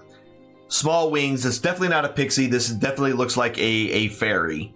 From what you know of the difference between them, anyway. What's the difference between a pixie and a fairy? Listen, if I have to explain it to you, then you'll know all the secrets. There's bigger fairies. Stop it. Well, you have a potion of enlargement or something.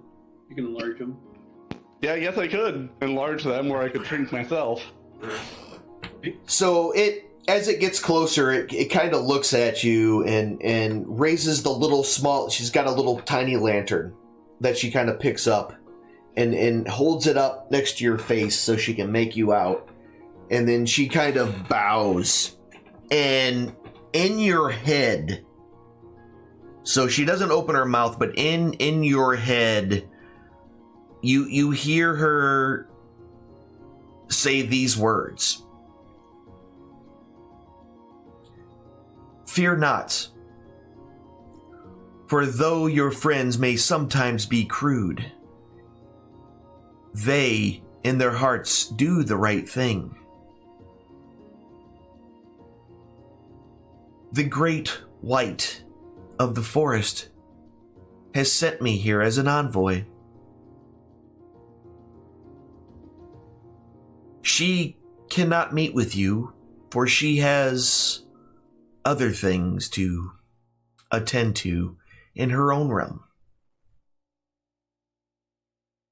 But she wants you to know that after your business is done, should you return and you alone, she will greet you. Ooh. This is the coolest day ever. Did you just yell that out loud? No. Okay. Not yell. Not yell. Okay. I would have said it.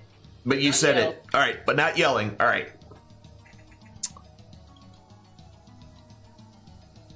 He's about to get catfished. She bows again and says, "We look forward to your return, Huss, the turtle." And she bows again. She bows again, and she kind of flits back through the woods. And this time, though, after a little bit of time, the light completely goes out, and you don't see it anymore in the darkness.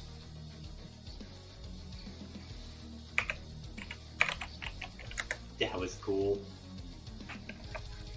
I'm gonna wake Skamos up and tell him. All right. So you get woke up, Skamos, by a very excited turtle. Skamos, Skamos, Skamos, Skamos, Skamos! What happened? You'll never guess. That elf came back and he was less cranky. Now that's totally impossible. Probably, yeah. Oh, there was a fairy. Was she hot? Probably, but I wasn't. Was she hot? Oh, well. What'd she do? Did she give you any fairy dust? Since I guess she's a fairy, not a pixie. No. You ask weird questions. Anyway. Did she increase your mana? Or let you spin attack? Okay, shut up or now. double your hearts? Refill your hearts. No, there was some pots that I had to break, though. Hey, listen! Interesting how I didn't wake up from the pots breaking, but continue. Yeah. She was sent by the unicorn. The unicorns. But the unicorn's apparently busy. Doing unicorn things. I can see that. I'm usually busy when I'm horny, too. She said you all are crazy, but you do good stuff. Also fair. But she said if I come back alone, the unicorn will be with me later. Ah, I'm jealous. I want to come with, but I guess since you have to go alone. I'll put in a good word for you. You're the best. But it might be because you have a tendency to stick pointy things in places that stuff don't like, so maybe that's it. Sticking pointy things and things is more of Greg's going. He makes a lot of new holes where they don't belong. I usually keep the holes that exist. This whole conversation went. Wow. All right. Good job, everybody. Well played. Well played. You're good for. Yeah, I'm not going to be able to sleep. Well, it's good because like you were the last shift anyway, so. Well, that's good. Yeah. So after that little altercation with you waking up the bard, the rest of the night goes off with nothing of interest happening the rest of the night, and you're all able to wake up, and nobody is dead when they awake, which is always a good thing, generally speaking. And the Tortle's just got a giant smile on his face. Yep, that's definitely a thing. What are you so happy about, Twaddle?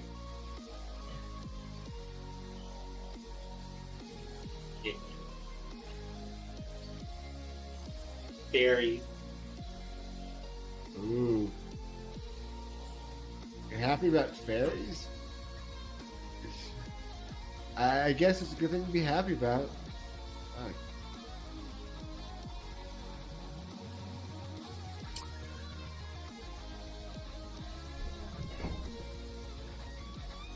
Alright. So, continuing on your way? What you doing? Now.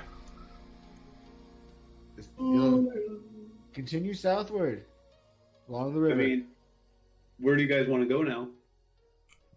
The whole point of coming here is to see the unicorns. I say we follow the river until there's not a river. Yeah, we can leave now. I'm satisfied with my visit here.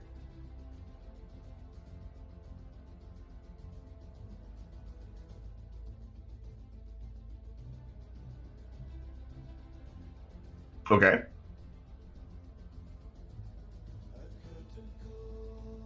Where should we go next? South-ish with the river. Let's go to the Serpent Hills. Where's that? It's to the south. Marsh nearby. Alright. So, the next couple of days go by, and you find yourselves finally exiting the forest out into the Delimber Vale. So remind me again where you guys left the boat, because I wasn't here. It is Middle of the ocean. The last time y'all saw it, you guys were up near the Was the whale bones? the Where we purple. left it? It was over by the purple rocks. Or, I'm sorry, which one was it? We fought up. Oh yeah, because we were over there by Volkstead. Yeah. So it's out here in the water. It was out here in the water somewhere. Yeah, the last time they saw it, it was out here near the Purple Rock Islands. So I venture to guess if that's anywhere, it would have headed inland towards Neverwinter. That would have been the next big town it would have maybe headed. Or Luskin, because I think that's where we left from, was Luskin. When we headed out to Well, out to I guess water. it depends on. They'd probably go back to their dragon master. So where they went would probably depend on the way, because if it was just due east, they'd probably just hit Waterdeep. But if it was more of a north dragon lair, then they'd go through Neverwinter.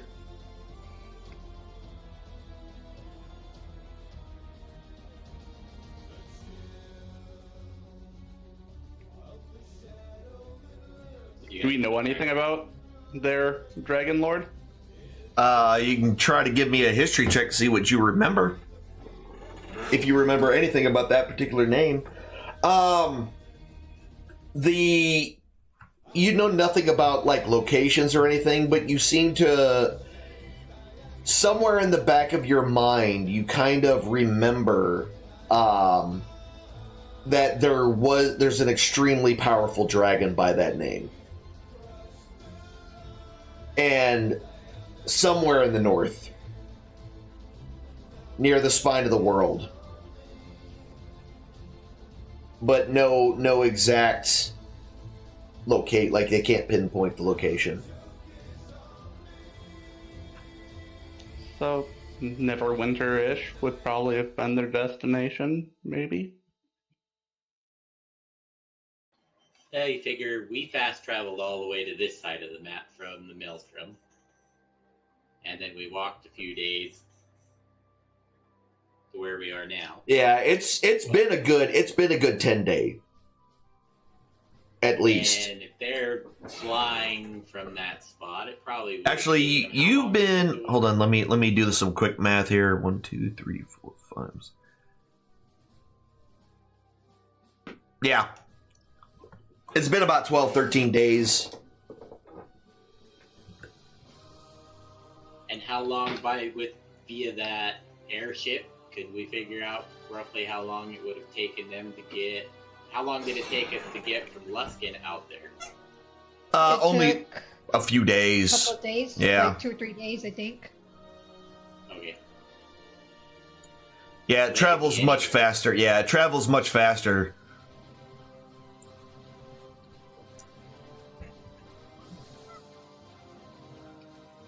How long would it take to get from there to Mirabar? A little bit longer, because essentially, the ship can travel. I want to say it's 96 miles a day, so it's about 4 times faster than what you can travel by foot.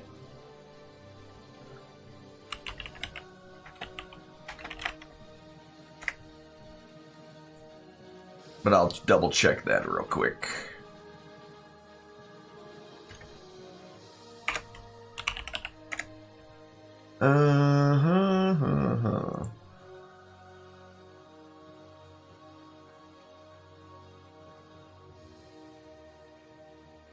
Yeah, it's 8 miles an hour, but it travels 24 hours a day, so that is a lot. 192 miles a day.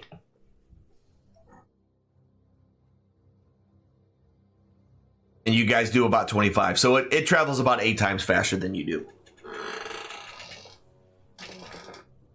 So honestly, from there, it could be anywhere right now. And it's for all you guys, and for all you know, it didn't survive the battle or whatnot, because you basically rescued Hecaton from the boat, conched out of there. So and just left him on the boat or on the airship. They're not too happy with us at this point. Well, this would be the second time that this has happened, where they just kind of, y'all just kind of disappeared, and they were kind of like, the heck. And last time you found them at Waterdeep. You found them resupplying at Waterdeep. Got real lucky with that one. I do like the idea of heading to Neverwinter. I thought last time we found him at Golden Fields. Was it Golden Fields? Oh, you know what? Yeah, that's right. It was Golden Fields. That's right. It was Golden Fields, because you were headed back that way, and they were getting provisions from from Golden Fields. That's right. Because you were headed back from Grudhaug.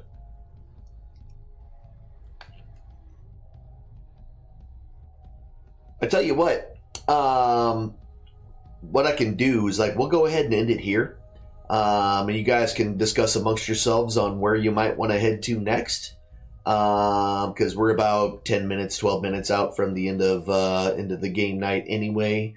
It was a lot of fun. Got into some interesting new battles with a whole lot of bad guys that you quickly... And that rude elf. And then a rude elf. And a very rude elf. Rude. And yeah. Yeah, that's pretty much where we're going to end it, I think, tonight. It was a lot of fun. I hope you guys enjoyed it. I will see you guys later. Bonus roll divine favor. Let's go ahead and knock that out quickly. Because I'll be honest with you, this week for me has been extremely tiring. So I think I'm going to go to bed earlier than I normally do. Usually I play. Are you going to give us the favor today? Yes, I'm actually. Yes. As long as you. There we go, a 9. See? I did it. Everybody gets 45. There. Harry, baby. I was like, bot, are you not working? All right. Awesome. Oh. And someone got a level. All right, y'all. But I do appreciate y'all being here. I will see you all later. I will be back on Sunday for more of Outer Worlds.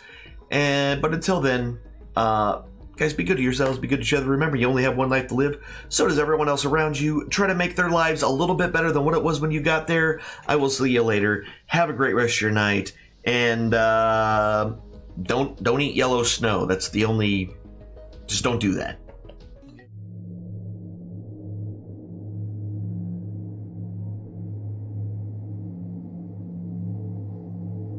The eye rests. It has shown you all it can for now. This is not a time for sorrow, but a time for joy. When one chapter ends, another must always begin. Ponder upon the lessons you have just witnessed, and heed its wisdom. Apply it to your lives.